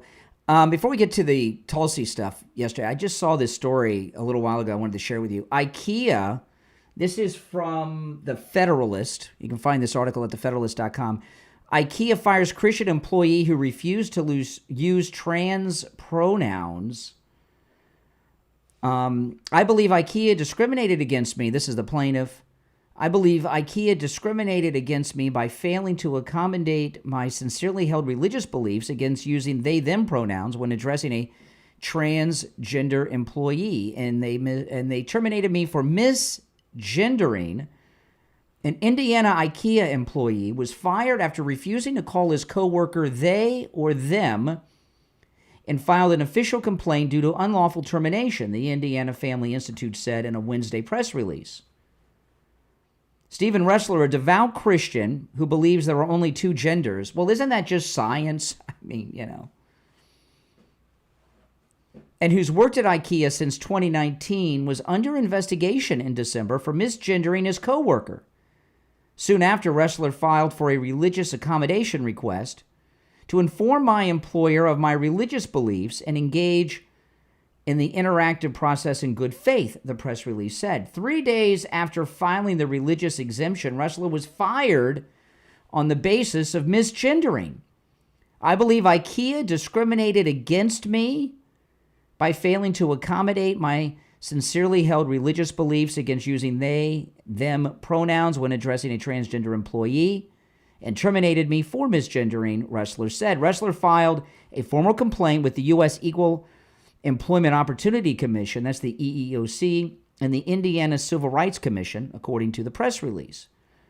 IKEA, the Swedish furniture and home goods store, has a page on their website on how to be an everyday ally and make space for the LGBTQIA plus community. I don't know what the A stands for. I know the I it's lesbian, gay, bisexual, transgender. We all know what the Q stands for. The I is intersexed. I'm not sure what the A stands for at the end. I guess that's allies, maybe? First off, IKEA. IKEA's got, there's two other problems with IKEA. Have you ever gone to IKEA? Every time I've been to IKEA, I've been to the store a couple times. First time I went was because it was new and everybody was making a big deal about IKEA. And I go to IKEA, I feel like I've been kidnapped. You can't get out. You got to walk. They have this, I guess this is how they operate in Sweden. Once you're in, you're in. You got to walk through the entire store, go through every department, walk by every display, go through their warehouse and everything before you can get out. It's like you're trapped, right? You can take a break and get some Swedish meatballs maybe, but you're like at their food area, but you're trapped. And I know they think that's a very clever new way to retail, but I don't like that at all. Do you guys like that? Typical of hardcore liberals, right? I mean, it's and have you bought any IKEA furniture? Oh my goodness. You know what putting IKEA furniture together is like? Now, this is not the case anymore because things have changed. But do you know in the 1970s and 80s what the number one cause of divorce was? What do you think? I'm not going to troll for calls. Just think about it for a second. In the 1970s and the 1980s, what was the number one cause of divorce? It wasn't no-fault divorce. After no-fault divorce, of course. What caused more divorces than anything else in the 70s and 80s? Second only to the no-fault divorce law. Do you know what it was? IKEA wasn't around then, at least not in America. No, it wasn't the secretary.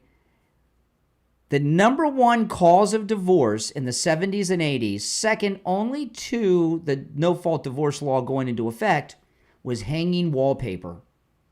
I'm not kidding. Wallpaper.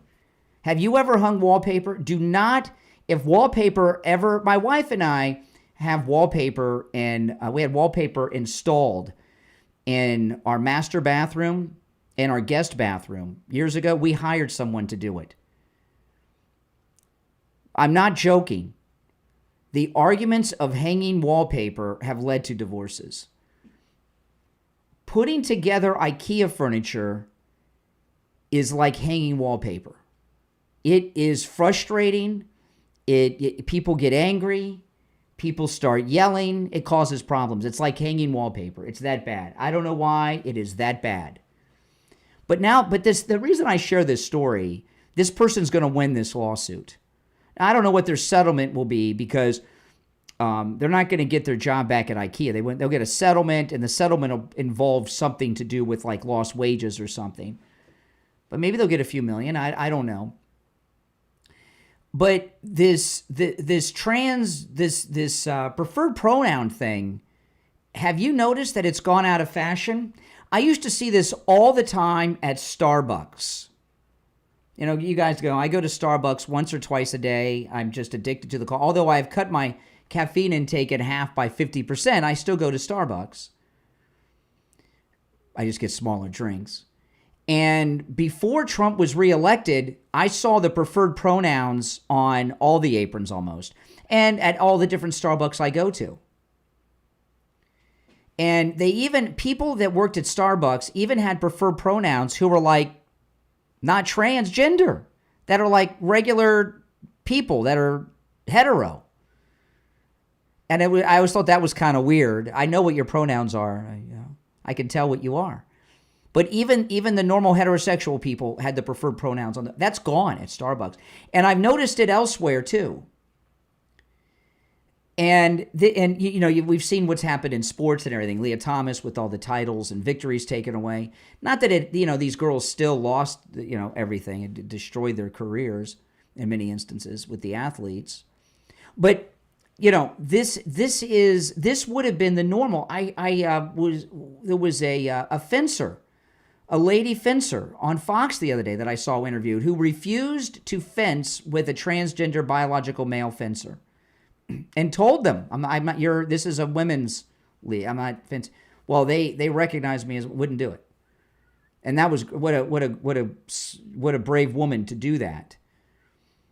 But this thing that IKEA did, this transgender preferred pronoun thing, if Donald Trump had not been reelected for this beautiful second and non-consecutive term, this would have exploded, and it's going away.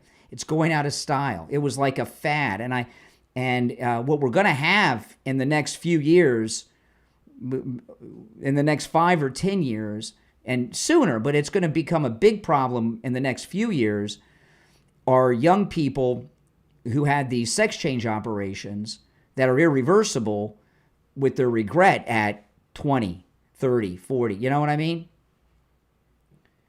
And it's going to be a crisis, and it'll all be traced back to this.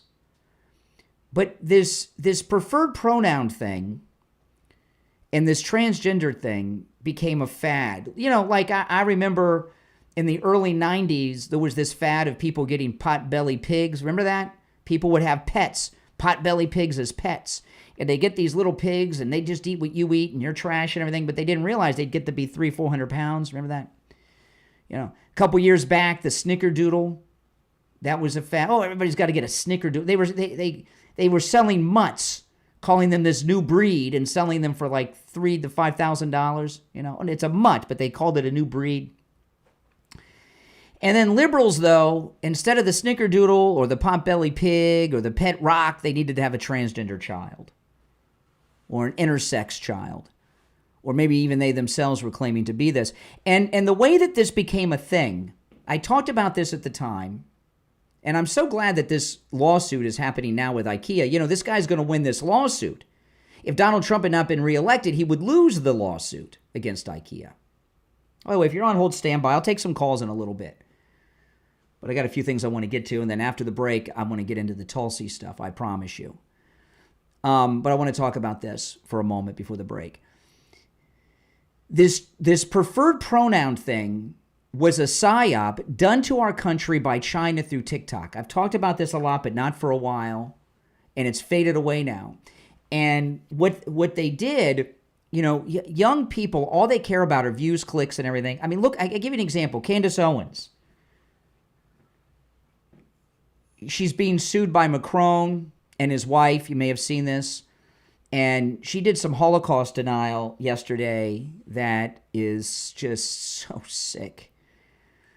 And these MAGA influencers that were attacking our great president a couple weeks ago, why are these people doing this? Well, they're doing it for a number of reasons. I mean, you know, Candace Owens has got a lot of psychological issues, obviously.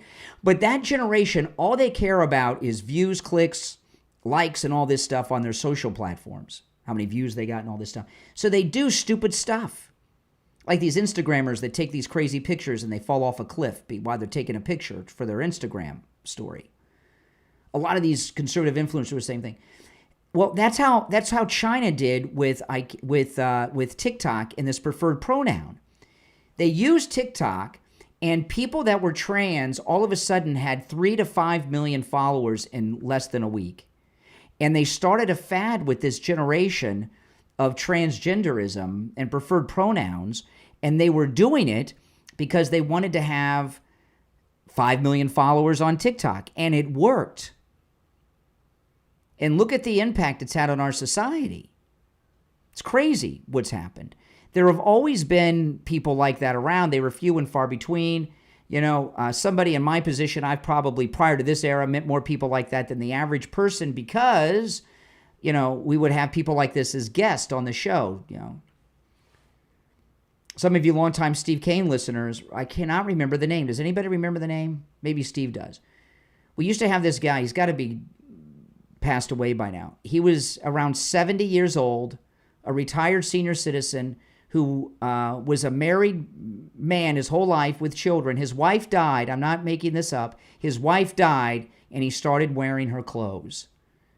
And he was a senior person with the Democrat Party of Broward County. We used to have him in the studio on the show all the time. And he brought his friend, who was a retired naval Master Chief Petty Officer, who was also wearing the ladies' clothes. So, you know, there's always been people like that, but not in the mainstream helping you at Subway or IKEA or Starbucks. But that's how it did. But it's faded away. This is a fad that's gone away, and it's going away as fast as breakdance and parachute pants and fat laces. Although fat laces are probably still worn by a lot of people. But you understand what I mean. It was a fad, and it's gone away because Trump is back. Oh, man. All right. If you're on hold, stand by. If you'd like to call in, please do. The number is toll-free, 1-888-465-2631, 888-465-2631. I want to talk about Coastal Weight Loss Secret. You know, I started the program in January. I met my goal weight in 3 weeks of losing 25 pounds. I lost over 35 pounds total in just a short period of time. And for the last, I don't know, couple of months I've been in what you call the maintaining phase. I've not gained an ounce back of the weight I lost. And it's easy because with Coastal Weight Loss Secret, you're not taking prescription medications. I didn't have to exercise. Now, if I would have exercised, I would have lost weight faster, but I was losing about a pound a day, and that was fast enough for me. And I was eating foods I would normally eat.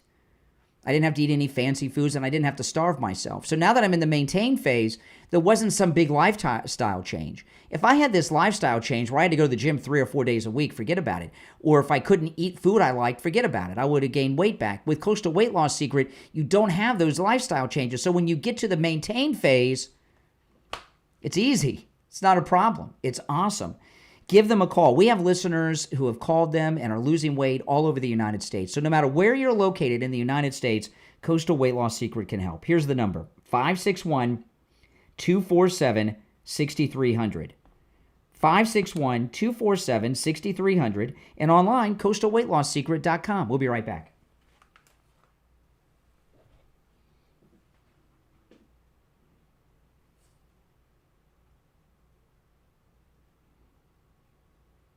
Yeah, Snickerdoodle's food. It's Labradoodle's the dog. Whatever.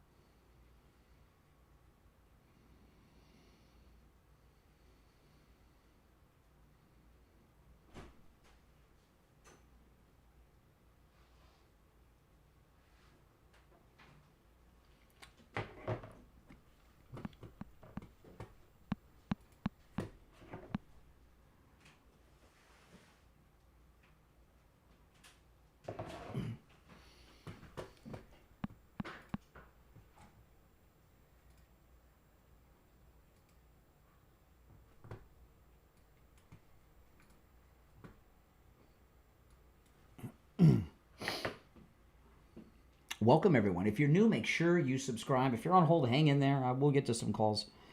If you'd like to call in, the number's pinned in the live chat.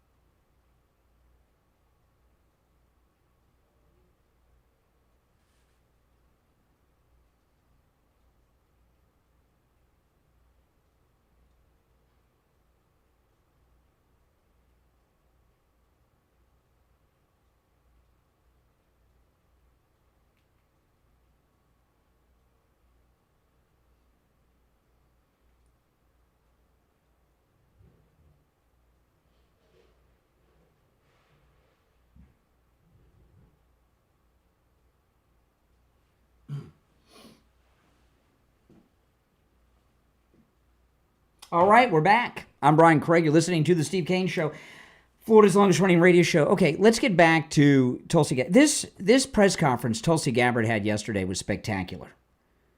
It was absolutely amazing. I watched it live, and It was amazing. It really was. You know, when I opened up the show at 6, I said this, and it's so true.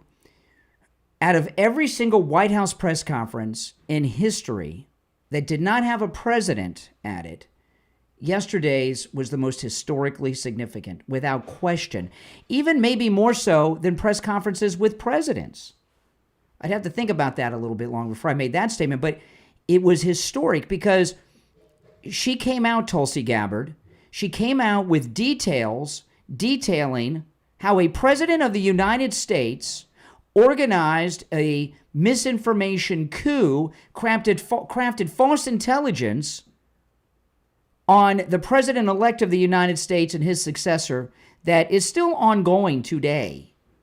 All this Epstein stuff in the news is back to that Obama meeting on December the 9th. And she went through this, Tulsi Gabbard, in such beautiful detail with the receipts. She's got the records, the documents.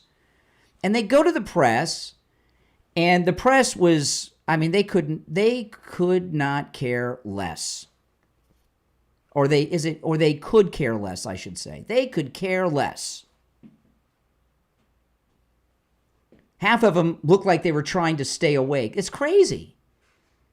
And, you know, you got to wonder, don't these people want breaking news? I was talking a moment ago about how all these influencers and young people want attention and they want to go viral. These reporters, they're not in the news business. They're in the business of covering up the news. And the few questions that were asked were all stories trying to discount it. One of them was, the Supreme Court ruled on presidential immunity. That's not what the Supreme Court ruling said. Presidents do not have immunity while they're president or at any point in their life to go out and live a life of crime. They have immunity from actions taken that are official presidential acts. You know, it's like our Pope. Okay?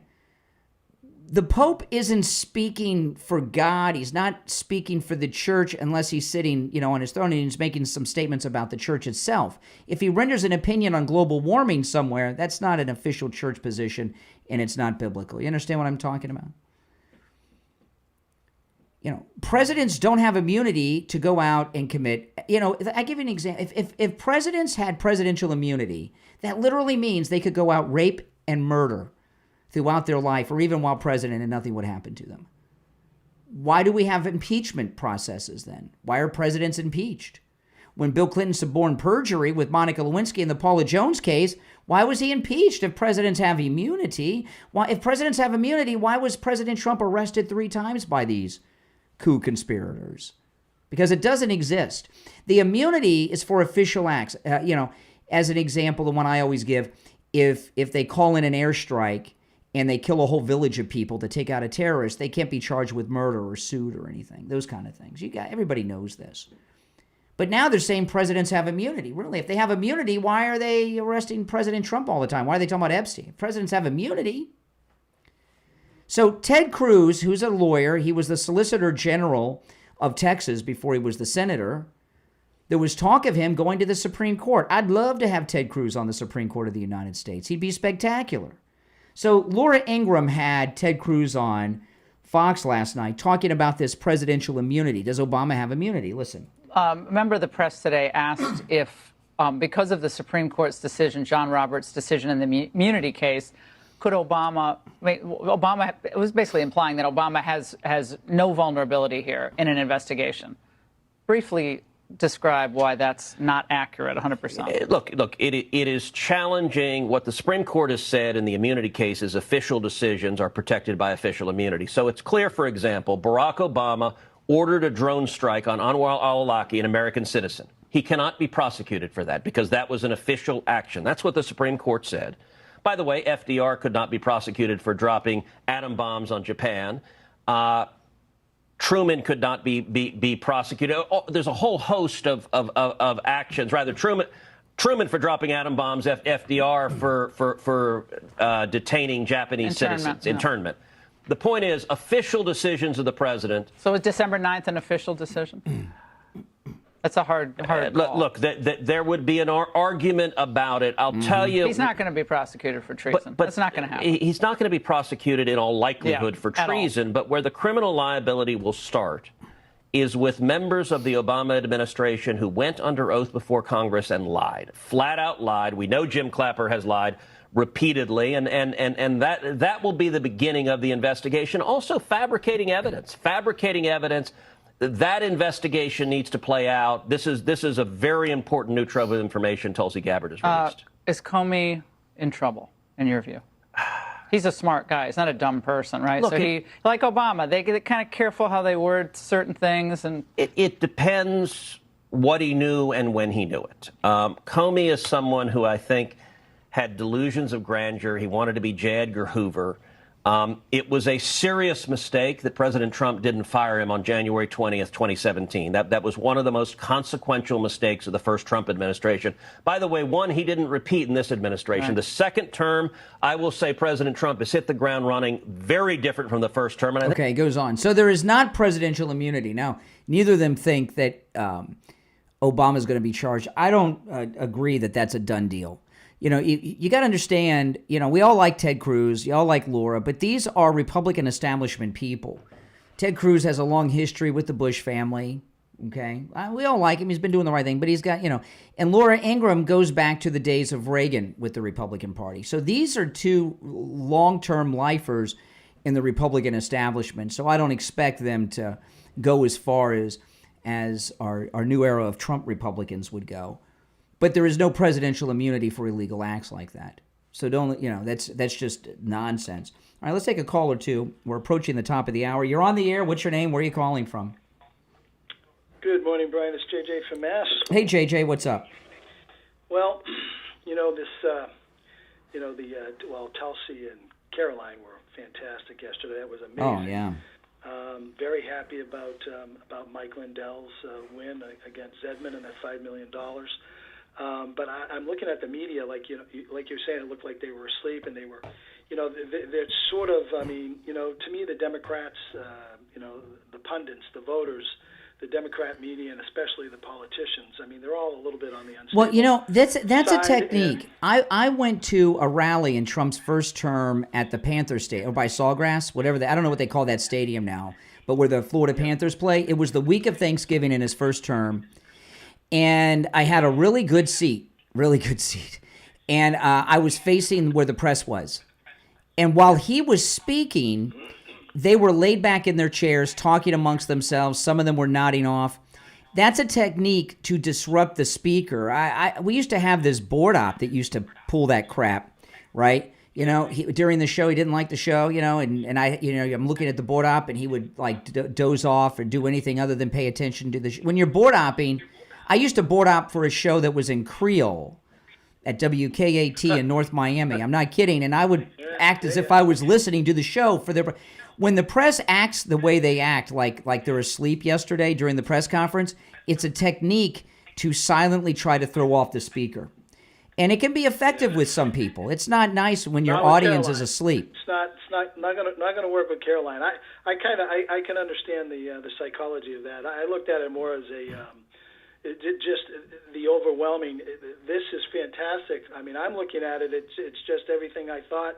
You know, I thought all this stuff, but you know, to have the proof is really good. But for me, it was more of a sort of a shock and jaw, you know, dropping moment, delusional denial, you know, this surprise blank stare, and it's because in order for them, they have to avoid it, because if they admit it, I mean, their whole life has been, they've been living in this lie, and if they admit that, the evidence is right here.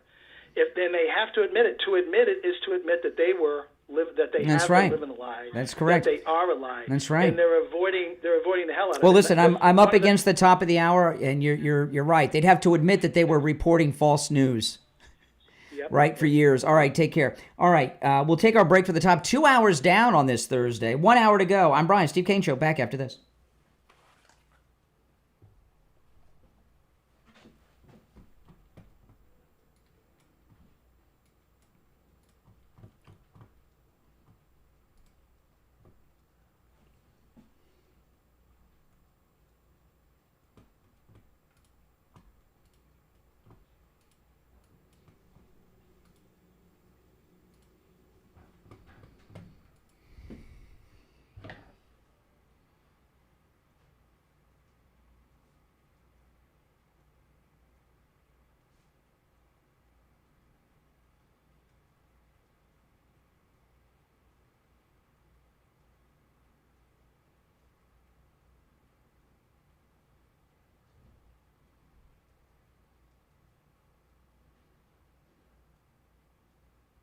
If you're on hold, hang in there. If you'd like to call in, the number is pinned in the live chat.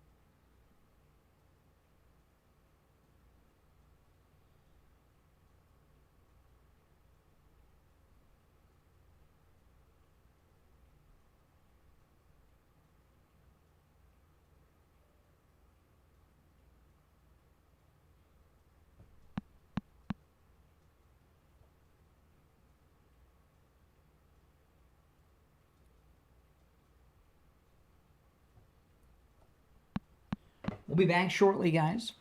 If you're on hold, hang in there.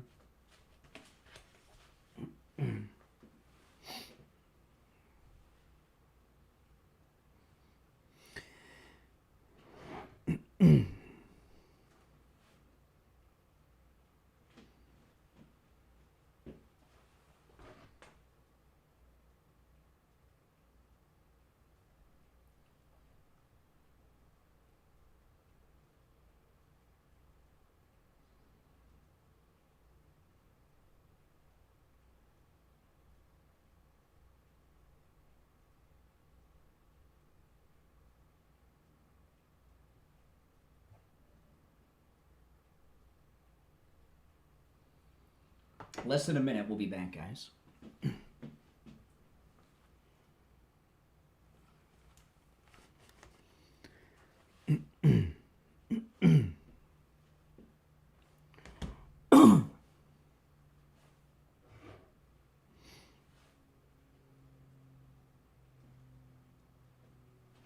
Sarah, good to see you, Sarah.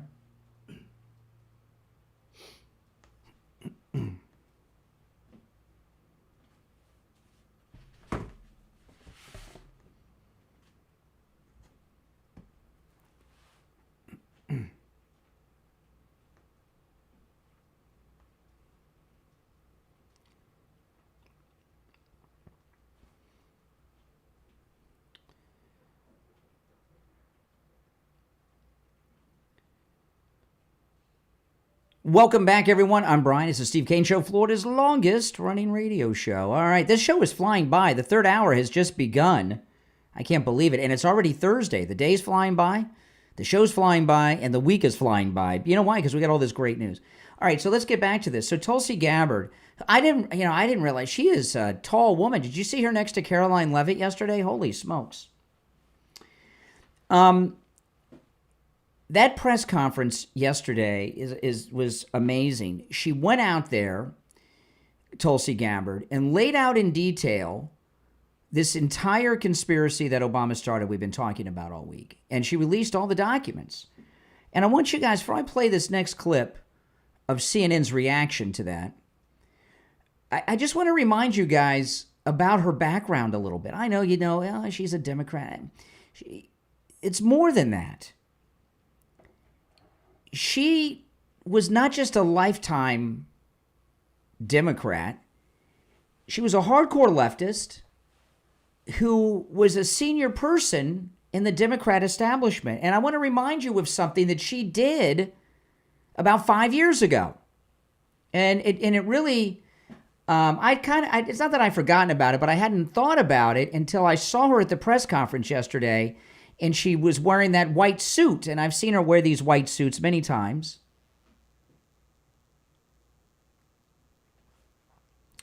So in the first Democrat presidential debate when Biden was running, remember he got his clock cleaned by Kamala Harris? That's right. She cleaned his clock. Kamala Harris won that first debate. She humiliated Biden. She brought up a lot of his racist past. Remember that? And I mean destroyed Biden. After that debate, not only did she win, there was talk of her getting the nomination. Well, the Democrat establishment, they weren't going to put up with that. So, and the Bidens were furious. So do you remember what they did? They started a fake presidential campaign for Tulsi Gabbard. They poured enough money into her fake campaign so she would qualify to be in the presidential debate. Because to be in the debates, you have to raise a certain amount of money, is one of the qualifiers. So they brought Tulsi Gabbard in wearing a white outfit like she was yesterday. That's what brought it to my mind. They brought Tulsi Gabbard in to the second debate, the second Democrat debate, after 9 o'clock. Do nothing until after 9 o'clock, but after 9 o'clock, go look up that debate. Tulsi Gabbard destroyed Kamala Harris. She pointed out how she hid evidence in a death penalty case when she was Attorney General in California and arresting parents whose kids skipped school. And there was some other things too. I don't remember. It's been a long time.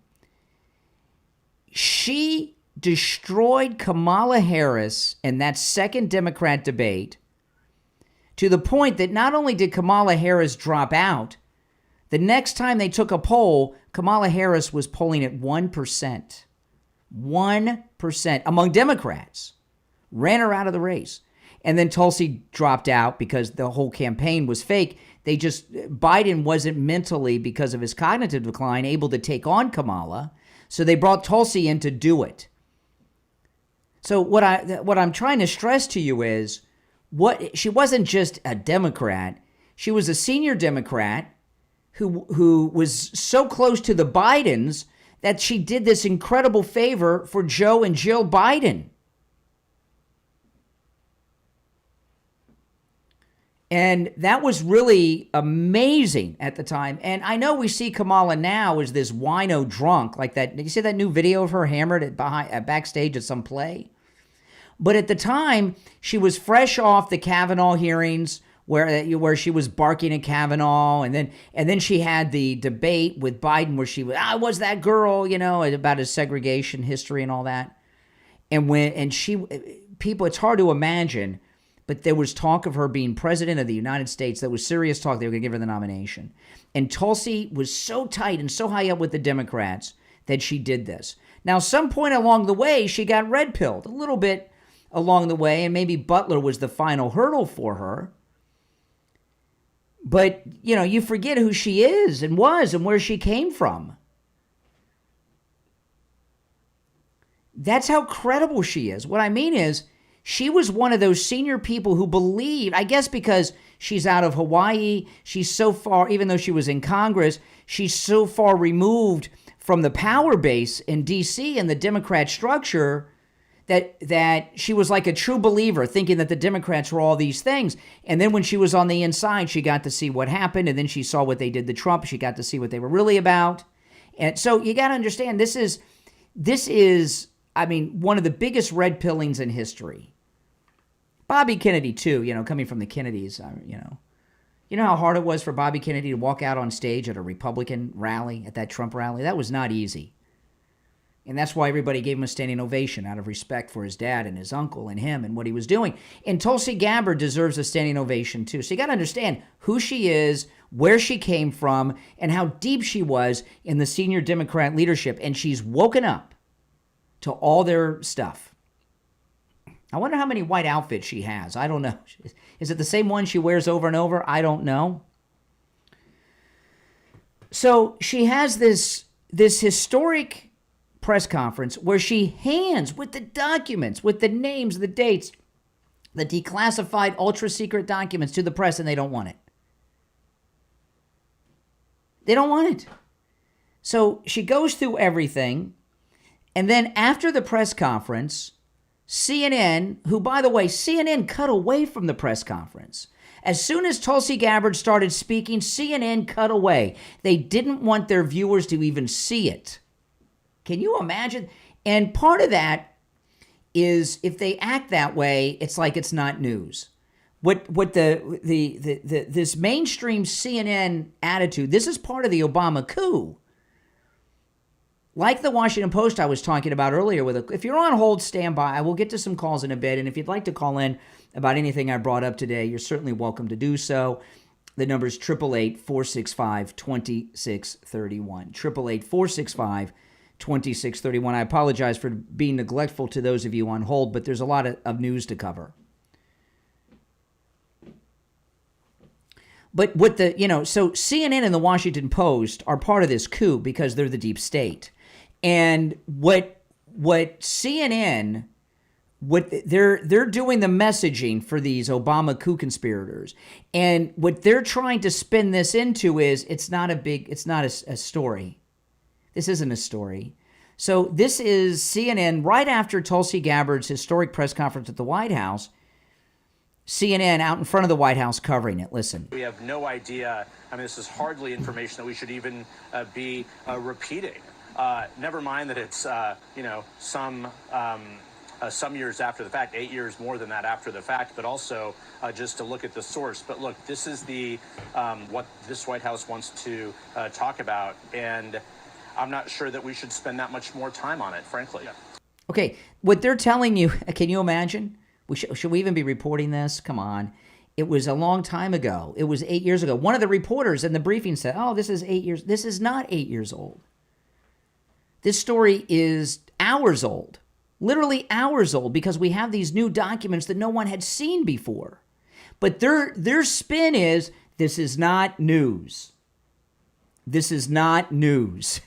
Move along. Nothing to see here. This is not news. That's not going to fly. And that's why they have such low ratings. Now, there was an incredible news story yesterday. Now, you may have heard Mike Lindell, a longtime supporter and sponsor of this program, a while back, he lost a lawsuit, a $5 million judgment against him. He appealed that judgment, and yesterday, the appeals court, overturned that $5 million judgment against Mr. Mike Lindell, the inventor of the MyPillow. So he doesn't owe that $5 million anymore. Isn't that something? That's amazing. Look at what they've done to him because he supports Trump. They sued him. FBI raided him, took his phone. I wonder if Cash and Dan Bongino have given Mike Lindell his phone back. They should. They kicked him out of all these big stores like Walmart, Kohl's, and others, and he won. The appeals court overturned the $5 million. That was a personal judgment. That's right. And what better way to celebrate than go to MyPillow.com, use our promo code Kane at checkout, and load up. You can use our promo code site-wide on all the specials there and save up to 66%. But I've been telling you guys so much about the 3-inch MyPillow mattress topper, and I've been telling you about it for two reasons. One, it turns your whole bed into a big MyPillow. It's like literally sleeping on a cloud. But also, it is so hot. I mean, the heat index is like 100 degrees here in Florida right now. It's hot. It's hot all over the country. And the MyPillow 3-inch mattress topper, which has huge discounts with our promo code Kane at checkout, K-A-N-E, comes in every mattress size there is, by the way. Comes with a 60-day money-back guarantee and a 10-year warranty. The cover of the 3-inch MyPillow mattress topper, which is completely machine washable and dryable, is made of that temperature-regulating technology like the MyPillow 2.0. So during these hot summer months, even with a heat index of 100 degrees, you're cool and comfortable with your MyPillow mattress topper. It's like having air conditioning in your bed. Any of you have a car seat that blows the cool air conditioning in your car? I don't. My next car's got to have that. Well, that's what it's like with the MyPillow. It's cool all night long. And in the cold winter months, it keeps you warm and toasty because of the material has that temperature regulating technology. It keeps you the perfect temperature like Goldilocks every night, of the year. And my wife and I, we've been sleeping on ours for years. When I go to bed and I lay down, I'm out like a light because it's like sleeping on a cloud. Go to mypillow.com, use our promo code Kane at checkout, Kane, and order yours. Again, huge discounts on the 3-inch MyPillow mattress topper. You can also order by phone, toll-free, 1-800-716-4879, 1-800-716-4879. Promo code Kane, Kane. We'll be right back.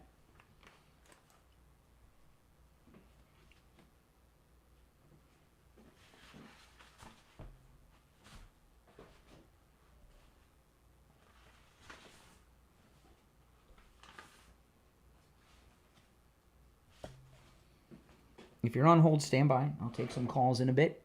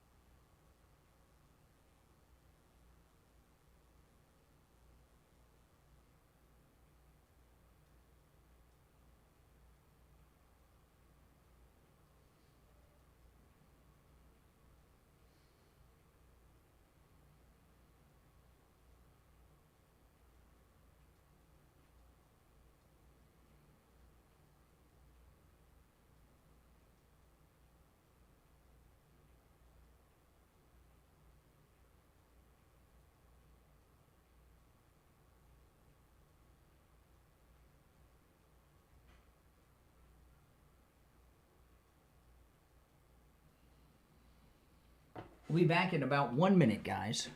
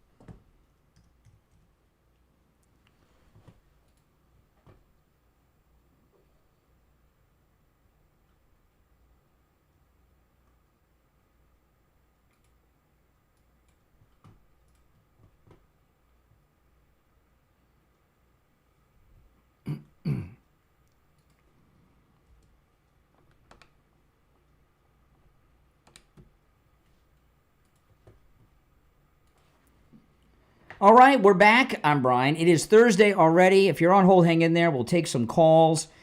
You're listening to The Steve Kane Show, Florida's longest-running radio show. Our number, 1-888-465-2631. You're on the air. What's your name? Where are you calling from? Good morning, Brian. This is Bill from Sanford. Hey, Bill. What's up, man? Well, another reason I think that Tulsi was red-pilled was that she was anti-war, and she knows Trump was. And I'm a Vietnam veteran, and I can tell you that once you go to in the service, you're generally anti-war because you see things like Big Headset has seen things that that has to be changed, and you don't want to do that. You want the equipment, you want everything. Yeah. And she was definitely anti-war, and she knew Trump was anti-war. Yeah. And yeah, that may be a part of it. That very well could be a part of it. Yeah. See, I think because she was in Hawaii, she was so far removed from the political machine of the Democrat Party, and I have heard her talk about this. And when she was a part of it, she saw what they're really about. It's not about anything they claim to be. And she's also, I think, a lieutenant colonel in the reserves. Is she still in the reserves in Hawaii? Maybe she in the National Guard? I think she's still. I think I remember her reading that she was lieutenant colonel. Yeah, I do know. I remember that. I didn't know if she still was in. Yeah. But she's absolutely amazing, and the way she was yesterday in that press conference was just amazing. I listened to every second of it. Hopefully, down the road, she should qualify for the Medal of Freedom. And she certainly deserves it. You know, the risk that she's taking is so great. People don't realize it. Yeah, I mean, she's almost putting a target on her back. Well, it's because she's not just exposing them; they view her as betraying them. Yeah. On top of it, so she's a traitor and she's exposing them. Yeah. So she's a fighter. Let me tell you something. I got it. She's got guts. I'm telling you. And she comes across so official, so sincere. Yeah. I mean, there's just there's without notes. I mean, she talks. You know notes. what she. You know, this. I wouldn't say this about many people, but she's very nonpartisan. If you think about it, these days at least. That's probably right. Yeah. But whatever she was doing it. Mm-hmm. That's why she's able to speak without notes and about everything. Yeah, and if you follow her online, she's got a YouTube channel, and she puts all this stuff on her YouTube channel, like that press conference yesterday, Tulsi Gabbard. But she also surfs. Yeah, she also surfs, and she takes her GoPro when she's surfing. She's like a pro surfer. Oh my God. She is like I'm telling you, she could compete. She's like Patrick Swayze in Point Break without the bank robberies. But she's like a top surfer. I've seen her surf. It's amazing. I can't surf, but Tulsi can. Yeah. And a very tall woman, as you pointed out. So, yeah, I don't know. I don't know if it makes it easier or harder to surf when you're tall. Yeah, I guess. All right, take care. Appreciate the call. All right, let's go. You're on the air. Hey, Brian, it's Eric in Alabama. Hey, Alabama, what's on your mind? Well, this is absolutely the biggest explosion of news and information that's come out there. And yesterday, that press conference with Tulsi Gabbard and Caroline Leavitt and CNN breaking away. Did you hear anything about CBS, NBC, ABC? Did they report on this at all last night? I didn't see anything about them reporting on it. I don't know if they did or not. Like most Americans, I don't watch the network news.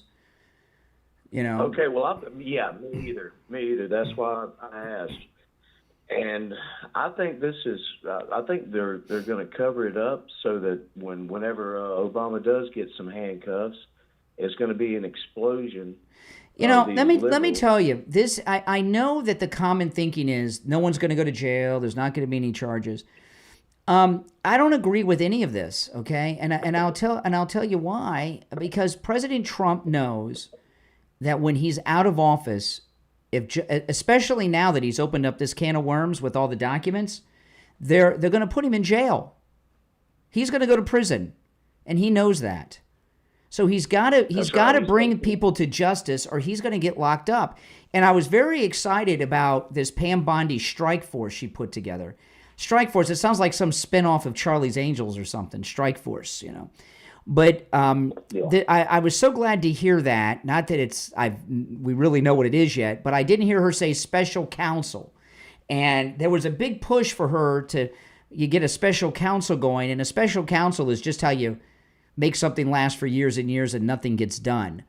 So, a strike force sounds like a team and if the way things are going with Alina Habba might be the head of the strike force team. Wow. Yeah, I'm concerned about there being an uprising. I mean, no uprisings. All right, now come on. You're on the air. What's your name? Where are you calling from? A strike force sounds like. Yeah, hold on a minute. Yeah, well, hold on. Oh my goodness. I love this tactic of yours. You remind me of you got it where you have to listen to that stupid music. Uh-huh. So I have to listen to the stupid voice or the stupid music. So I choose that. Now you do this thing like, do you remember Ed Schultz on MSNBC? He was a liberal jerk. He's passed away. No. Okay, he used to do this thing. He used to guest on people's shows all the time. And every time Ed Schultz would be a guest on someone's show on television, he would never shave or brush his hair. And what he was doing was what you do. He was trying to act like it was no big deal. I didn't even brush my hair or shave to be here. And every time I go to your calls, you're always doing 3 other things like, oh, yeah, okay, I'm here. You try to act like it's no big deal you're on the air or that you're calling. You try to act like you don't care. And it's just, it's just a funny technique you have. You know what? It's a funny technique you have. Stupid. I know it's stupid, but you do it every time. That just sounds stupid. No, but I know it's stupid. That's what sounds stupid. It does sound stupid, but you do it. It's crazy. I know you're nuts. It is stupid what you're doing. I agree that what you're doing is stupid. Anyway, why'd you call? No sense. It doesn't make any sense. Talk like you're an adult. Sounds like I touched a nerve. I should have been a psychiatrist. No, just talk like you're an adult. I'd be a great therapist. All right, you called me. What's on your mind? Boy. What's on your mind? You called me, man. Yeah, what's on my mind? All y'all doing is praising this dumb, stupid, idiot woman for bringing out a bunch of lies, thinking that you can throw this up against the wall to get everybody to stop talking about the fact that Trump is on Epstein's file. No, not in fact, not only is that not only excuse me, not only is that excuse me, not only is that not true, President Trump a couple of days ago ordered Pam Bondi to release all the Epstein materials. No, he didn't. Excuse me. He didn't. Yes, he did. Hold on. He doesn't want it released. You're lying. Stop. You're a liar. Listen. He doesn't want it released because he's in it. Okay. So he ordered Pam Bondi to release the files. Many of the files, including this list that everyone's talking about, is under court seal in a federal court.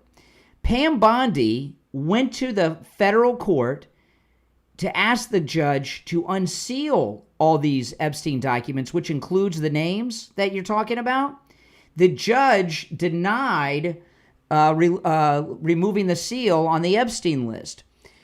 The judge, excuse me, I'm not done yet. The judge was appointed to the federal bench by Barack Hussein Obama in 2014. So an Obama judge has sealed the Epstein list. Last night on MSNBC, the lawyer for most of those kids that were molested by them came on last night and told about the book that Trump says doesn't exist.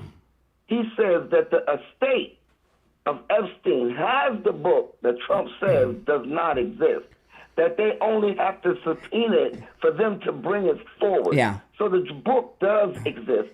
Nothing but lies out of Trump's mouth.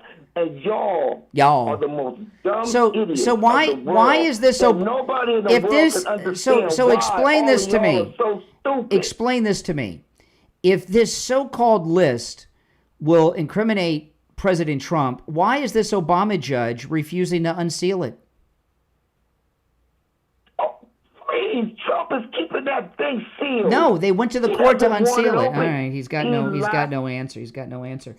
If you're on hold, hang in there. I want to talk about the free doorbell camera offer from Sloman's. Have you called yet? I'm going to give you the number in a moment. Get something to write with. You can get a free doorbell camera from Sloman's that connects directly to your cell phone with the installation of your Sloman Shield. And by the way, this camera is great for offices and storefronts as well. It's not just for residences. But Sloman's are also going to give you a free customized home security system and professional installation when you use their low-cost central station monitoring. You get an LED touchscreen, a motion detector, 10 contacts, a lifetime warranty, plus a backup battery. And you'll get a free doorbell camera with the installation of your Sloman Shield. Give them a call right now, toll-free, 833-283-5050, 833-283-5050. That's 833-283-5050. We'll be right back.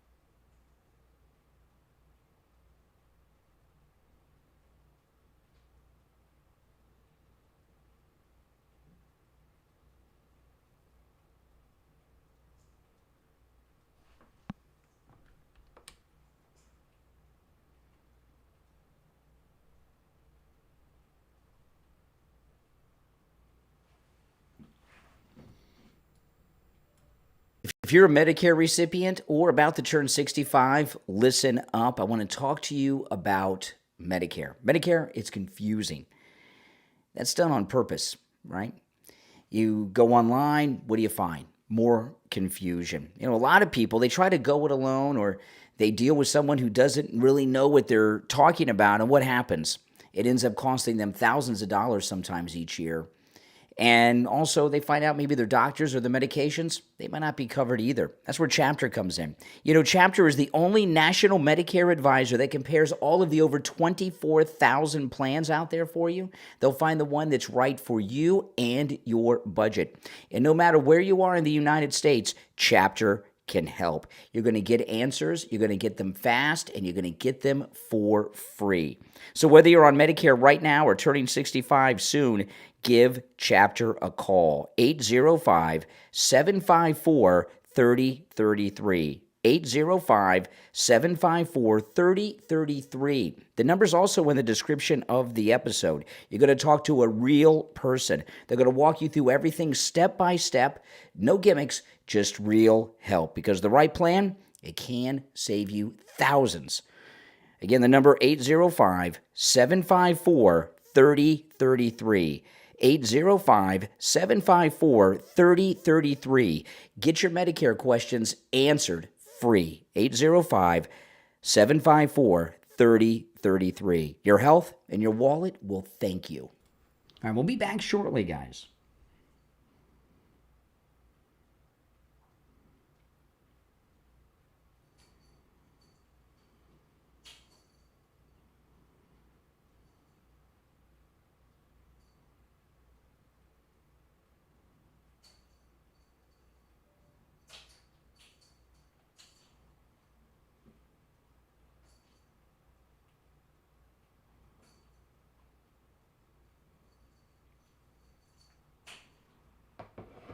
In about a minute, we'll be back.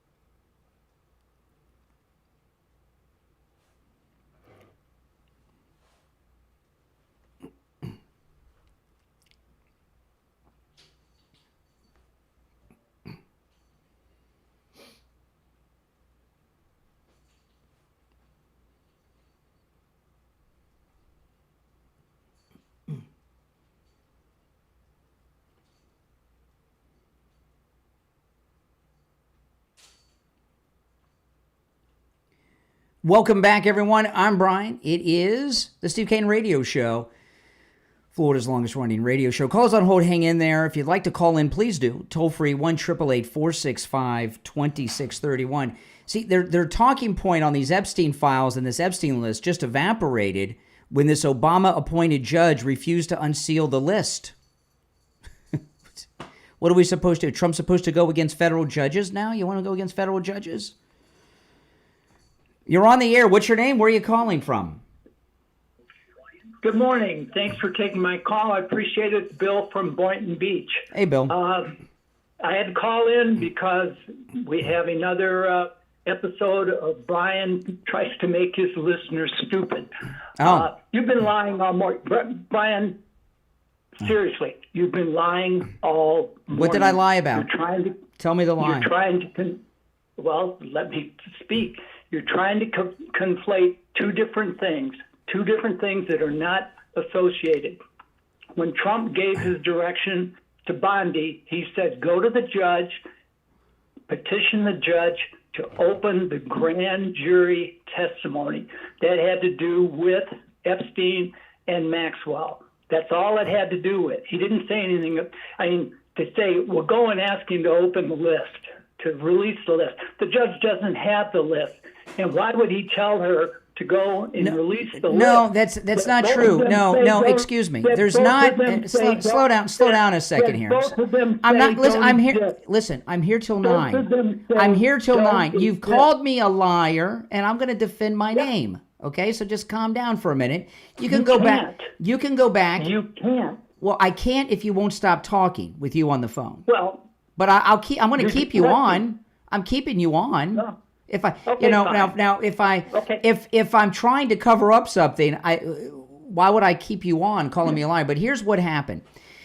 The great Alan Dershowitz, most famous American lawyer alive today, he said, and he was intimately involved in these cases because there was some false accusations made against him, and he took them to court and won. And you're deflecting. No, I'm not. I'm explaining. I'm explaining. No, if I were deflecting, why would I keep your idiot self on the phone? So, really? What Alan Dershowitz, excuse me. I'm trying to keep you involved in the discussion here. I know you don't want me to get these things out. Okay? I know what you're going to say. I already know well, what you're going to say. Maybe not everybody in the audience is not as smart as you are, Boynton Beach. Here's the thing. Alan Dershowitz said, in these sealed court records are all the names. He said it's not a list. Yes. No. All right. I'm going to give you one last opportunity to let me finish, and then I'll go to you. Okay? I mean, I'm keeping you on. You're challenging me. You're calling me a liar. If I was covering things up, why would I keep you on? Alan Dershowitz, who's very much involved in this because he's been involved in court cases involving the whole Epstein matter because of the false accusations made against him. So he said there's not a list like a grocery list, a list of things. He said the names are within the court records, okay, but they're sealed. So Pam Bondi went to a federal court to get these things unsealed with all the names, and the Obama judge refused to unseal them yesterday. That's a fact. No, that's not true. Trump told Bondi, petition this judge to open the testimony given before a grand jury regarding only Epstein and Maxwell. Okay, NBC News. I'm going to read to you from NBC News, and this is liberal, right? NBC News. Do you agree that they're liberal? They hate Trump? No. Oh, NBC News is not liberal? Before you read it, before I read it. Why would Trump and Bondi say, I'm going to petition the judge to release I don't know that they said that. But I'm going to read the story.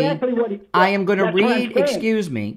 You got to chill out. I'm going to read the story from the Trump-hating left-wing Democrat NBC News. Okay? This is NBC News. It's on their website. I will post this to X. A federal judge in Florida ruled Wednesday, that's yesterday, that the court's hands are tied in releasing federal grand jury transcripts. This is where Dershowitz said all the names are, from 05 and 07 in connection with an investigation into Jeffrey Epstein. Two different things. Said grand jury testimony. That's where the names are. No, it's two different and here's another thing. If they're trying to cover, if they're trying to cover this up, why is the Attorney General, they already got the meeting set up for the deposition, why are they taking a deposition from Ghislaine Maxwell here in Florida? They don't have the deposition set up. They got a date. Her lawyer said they got a date to meet. They got a date to meet. Why are they open to making a deal with her? Why are they talking to her? It's not a deposition. It will be. It will be. An attorney. Okay, well, whatever. Forget about the word deposition. Why are they reaching out to Maxwell then? Why is Pam Bondi in the Trump administration? They are going to interview her. Why are they doing that? Well, because they obviously don't want her to reveal things that they don't want revealed. She knows everything. She knows everything. She is the Rosetta Stone, according to a number of people. There's no question about that. Well, she was there for all of it. So the Trump administration tries to get the records unsealed. They're talking to Giselle Maxwell. You know, it sounds like they're being pretty transparent and trying to get everything out. But you hate Trump, and nothing will be good enough for you. That came up when she made the statement a few days ago that she would like to talk to someone about it, and the theory is that she's trying to get some kind of deal. Sure. Okay. Now, I got one question for you, okay, that I'd like to hear an answer for. Knock yourself out. Tell us the real reason you hate Trump. I voted for him for 3 times. I'd vote for him again. I didn't ask you if you voted for him. Tell us why you really hate Trump. Here's the point of my call, okay? What, that you're a liar? He has. What's your real? I didn't ask you to go. What is the real reason you hate Trump? He has done spectacular. But why do you hate him? Why do you really hate him? I don't hate him, but he's ruining his legacy by playing this game with the list. The list that is sealed by the federal. All right, I appreciate the call. Oh my goodness, is it not amazing? All these Trump haters voted for Trump 3 times. All of them. 6 if you include the primaries. You believe that? All right, let's go. You're on the air. What's your name? Where are you calling from? Hey, good morning, Mark from Jupiter. Hey, what's up, Jupiter? Hey, listen, so you touched on it, and I'll be brief. I know you're coming up against a break here. But let's take a look at it. We've got from 2016 to 2025, multiple witch hunts, multiple jurisdictions, all of that malarkey, and two assassination attempts that we know of, all of that, and all they had to do was unseal the Epstein files. That just tells you that there's nothing there. Exactly. How much money do we spend as taxpayers to try to prosecute this man and his family? And all we had to do was unseal by an Obama judge. It's completely clear. And if you noticed, just to get taking it away from this, the 2 biggest conspiracies, well, 2 of the biggest, because, the JFK and the MLK assassinations, we get the files, there's nothing there. JFK files all released, there's nothing there after all these years. The Martin Luther King files got released on Monday or Tuesday. Here it is Thursday. Nobody found anything out of them. These files are all useless with nothing in them. And when they find nothing, they say, well, that's proof of a greater conspiracy. I mean, you can't, listen, this whole Epstein matter is in the news because it's a psyop by Obama's cronies to cover up this coup that's been exposed by Tulsi. No doubt about it. You cannot find this story anywhere in the national news. I saw one article that was buried. I mean about the judge? Stories deep. Yeah, I did. This whole situation now. Yeah, right. Yeah. I've been waiting. I didn't bring it up because I was waiting for liberals to call me about Epstein because I knew they would when I started talking about Tulsi's press conference, and I wanted them to try to explain this to me. She's white, the judge, so which is unusual for an Obama judge. So most people assume she's a Republican because she's white, but she was appointed by Obama. She's an Obama judge. Diversion. Mm-hmm. All right, appreciate the call, man. You're calling from Jupiter? Right. Yes, sir. All right, perfect lead in to me talking about Jupiter Joe Thomas. Jupiter Joe. Jupiter Joe Thomas. I tell this to Joe sometimes when he's in studio with me, and this is true. I make a big deal that it's Jupiter Joe Thomas, and I do it for 2 reasons. One is it makes it easier to remember his website, jupiterjoe.com, where you can find his phone number if you miss it when I give it out to you in a moment, jupiterjoe.com. But the other thing is Jupiter is a very fancy, exclusive community here in Florida. It was made famous by the great American actor Burt Reynolds. Believe me, I was so sad I never got to meet Burt Reynolds. But Jupiter, it's where Don Jr. lives. It's a very exclusive area. And when you're taking financial advice, you want to take financial advice from someone who's based in Jupiter. You get my drift? You want to take advice from someone who's successful. And that's Jupiter Joe Thomas. He's offering free phone consultations, which you can take advantage of no matter where you're located in the United States. And after that phone consultation, he's going to put together a custom proposal just for you. So give them a call and set it up. 561-743-0999. Next time he's in studio, I got to ask him about some things. I was a guest on Joe Thomas's radio show the other day, and he does a lot more than annuities. I had no idea. So next time I'm in studio with him, maybe we'll talk about some of those things. Give Joe Thomas a call, 561-743-0999. That's 561-743-0999. And online, JupiterJoe.com. We'll be right back.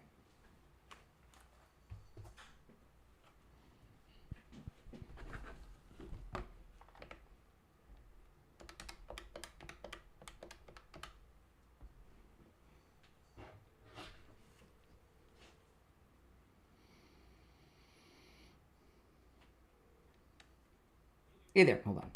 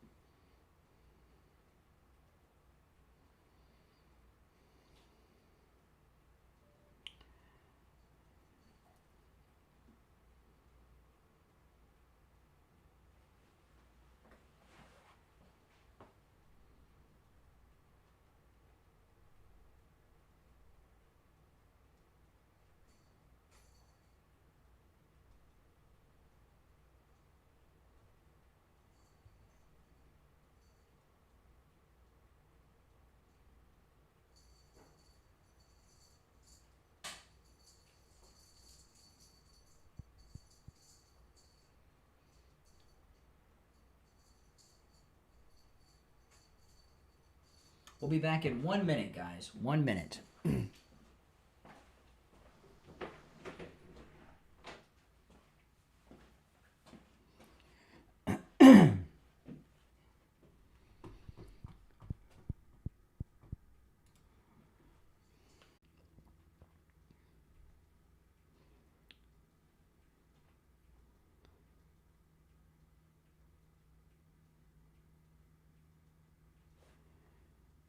All right, we are back. I'm Brian. You're listening to the Steve Kane Show, Florida's longest-running radio show, and it's time to check in with William Youngerman from the offices of William Youngerman Incorporated with the Morning Gold and Precious Metals Report. William Youngerman, how the metals looking?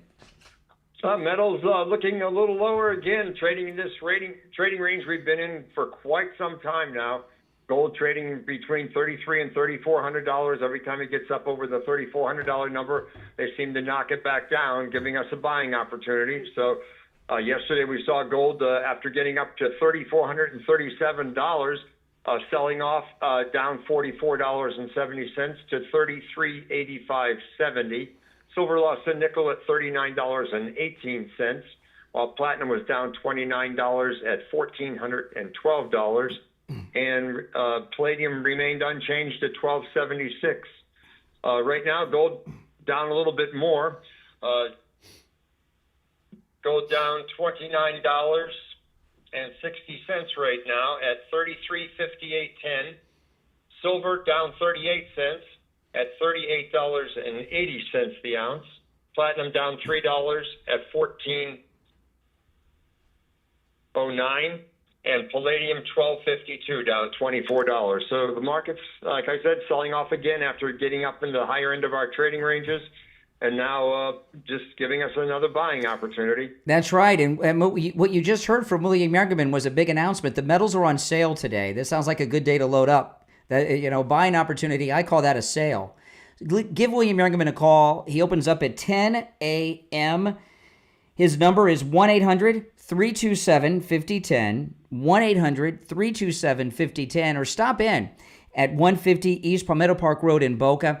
William Youngerman's shop is located on the first floor of the Bank of America building there, just east of US 1 Federal Highway on the south side of Palmetto Park Road in Boca.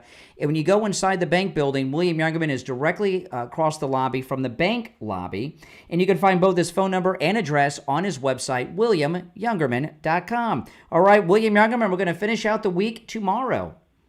Okay, have a great day. All right, take care. All right, back to the phones. There's still time if you want to call in at 1-888-465-26 31. Yeah, we've got this Obama judge who is refusing to unseal the Epstein list. So, liberals got some explaining to do. You're on the air. What's your name? Where are you calling from? Brian from Deerfield. Hey, Brian. Hey, Brian, how are you today? Two key observations, Brian. One is if you're a woman, I don't think anybody's given more opportunities in a presidential administration for competent women to have key positions in the administration. I mean, I'm looking at Tulsi Gabbard yesterday and his press secretary and his chief of staff and Bondi heading the legal side of this and that, and even advisors like Laura Loomer in that. Very competent woman, very high profile, and they're loyal. I can't think of an administration that's had so many competent women or as many women in key positions as the Trump administration. Key on competent, but just a recommendation. I like this strike force idea that Pam Bondi has. I'm hoping she'll put Alina Habba in charge of it because they're running into some trouble with this appointment in New Jersey. Right. We need a press conference from Pam Bondi announcing the strike force and telling us who they are and what they're going to do, like we had yesterday with Tulsi. This behind-the-scenes stuff. Was great yesterday. Yeah, she needs a major press conference about this and announce the members of the strike team. And Kash Patel needs to be involved in that press conference. Yes, yeah. That would be a great follow-up to the one we had today. One more observation. Can we officially say this is the end of CNN Pravda? Now they can no longer spin the stories. They're just going to cut them. They're just not going to broadcast them at all. I mean, who does they are? Even the most, I think, loyal supporters of CNN have got to say, hey, wait a minute, what is this? Now they determine what I can see and what I can't see. I wouldn't mind. If CNN went away, I think it'd be a blessing for us. Because I imagine they're running into trouble without the USAID money coming in. That's probably, I would think so. USAID's closure is probably why Colbert's off the air. They're not getting that USAID money to prop up the show anymore. Wasn't that a brilliant tactical move to close down USAID? Oh yeah, that CNN front organization. That's how they funded everything. Yeah, absolutely. See, I don't believe these stories we hear. Like, USAID, we were funding transgender drag show comic books in Brazil. I don't believe that. I think that's just what they wrote down, and they took the money to do other things with. I don't think we were spending money on that stuff. No. When the American people have really a firmer grip on how much money has been stolen from the American people with all this, they're going to be totally outraged. Mm-hmm. And I think that's going to come out, too. It's beyond our belief, I think. That's right. All right, appreciate the call. If you're on hold, hang in there. I want to tell you about Coastal Weight Loss Secret. I've lost all this weight. It's so great. And when my first appearance on Saturday at Attorney Barry Siegel's office this last week, when I got there, and the first listener that I came across in the parking lot said, "Brian, you look great. You have lost a lot of weight." Yes, I have. And I got so many compliments from listeners about my weight loss. And they say, "Oh, you look great." And, well, thank you very much. It's so nice to hear that. And I feel great, too. I really do. I feel better. I have more energy throughout the whole day and night. I look better. I got my jaw back, right? I'm wearing old shirts that I couldn't wear for years. I had to get a new belt. I had to get new pants. I'm wearing clothes that I haven't worn for over 20 years. And I'm at my weight I was when I married my wife, which will be 29 years ago in December. All thanks to Coastal Weight Loss Secret. Remember, without eating foods I'm just eating foods I would normally eat. I've not gained an ounce back. I didn't do any exercise and no prescription medications like Ozempic. Now, again, I would have lost weight faster if I did exercise, but I lost about 1 pound a day. And losing about 1 pound a day, that's all right by me without exercise. And it worked out well for me because now that I'm in the maintain phase, I didn't have any big lifestyle changes.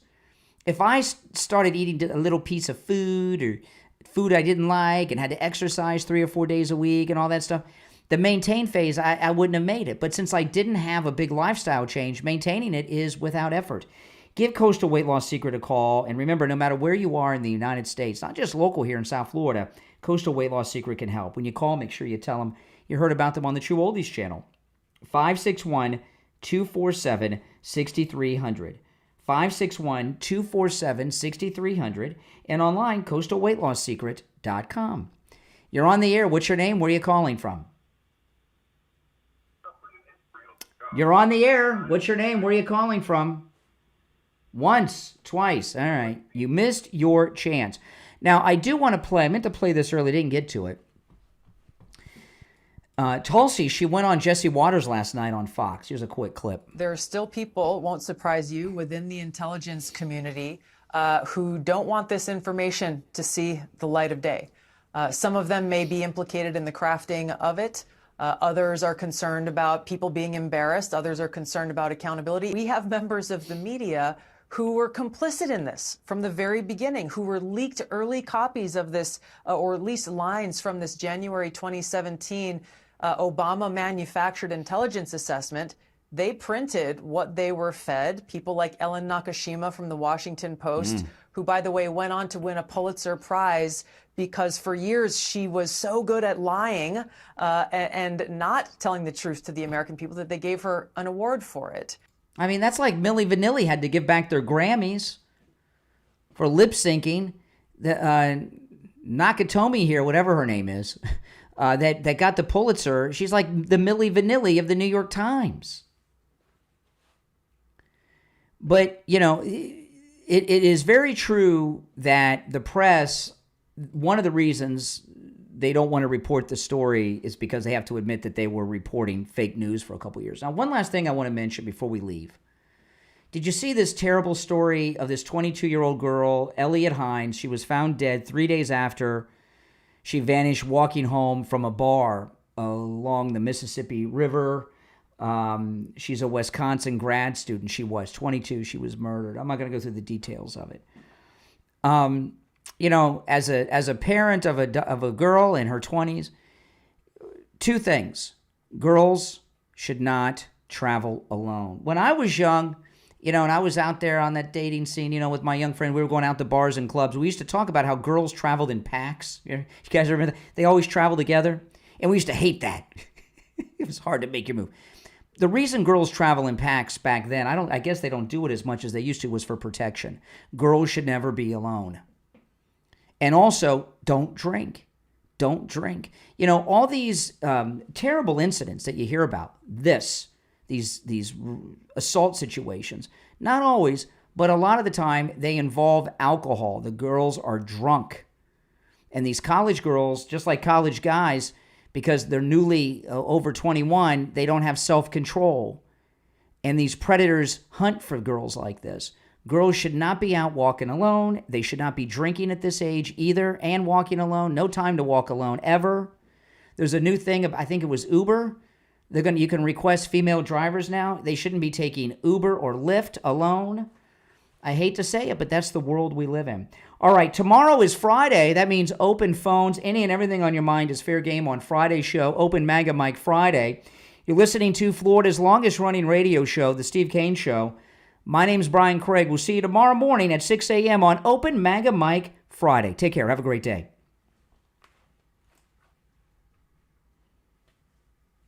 All right, everyone, we're clear. Thanks so much. Now, before you guys go, I want to tell you, make sure you subscribe. Click that notification bell. You may have noticed about 3 weeks ago now, I reformatted my podcast. Okay? And I now stream live here on YouTube while I'm podcasting. And I take live calls on my podcast. And I do it as a live stream here on YouTube. And then I take that and upload it still to all the podcast platforms. The Brian Craig Show podcast is available on all podcast platforms. But I now do the show live in the afternoons. So make sure you're subscribed and got that notification bell clicked. And I do take live calls on the podcast. All right? So keep an eye out for that. If you don't mind, I would appreciate that. And if you'd like to support my content, become a Patreon supporter. There's a link in the description of the video. If you're a Patreon supporter, you get access to commercial-free editions of all of my podcast episodes and a lot of other exclusive content that I do not upload anywhere else. All right? And if you're a top Patreon supporter, you get your name up on the screen and a live thank you. And these are my top Patreon supporters that I want to thank. SFjr, Christine, ETW, Chuck, Pamela, Nick, Wesley, Doris, Heather, David, Maria in Texas, Alice, LeeZep, Shawna, George, Brandon, John, Frank, Dale, Tina, David, Laura, Rob, Wes, Sue, and Janice. If you want to become a Patreon supporter, there's a link in the description of the video, and the direct URL is patreon.com/RealBrianCraigShow. All right, guys, thanks for tuning in. My name is Brian Craig. This is where MAGA comes to talk. I'll talk to you later on the podcast, all right? See you then.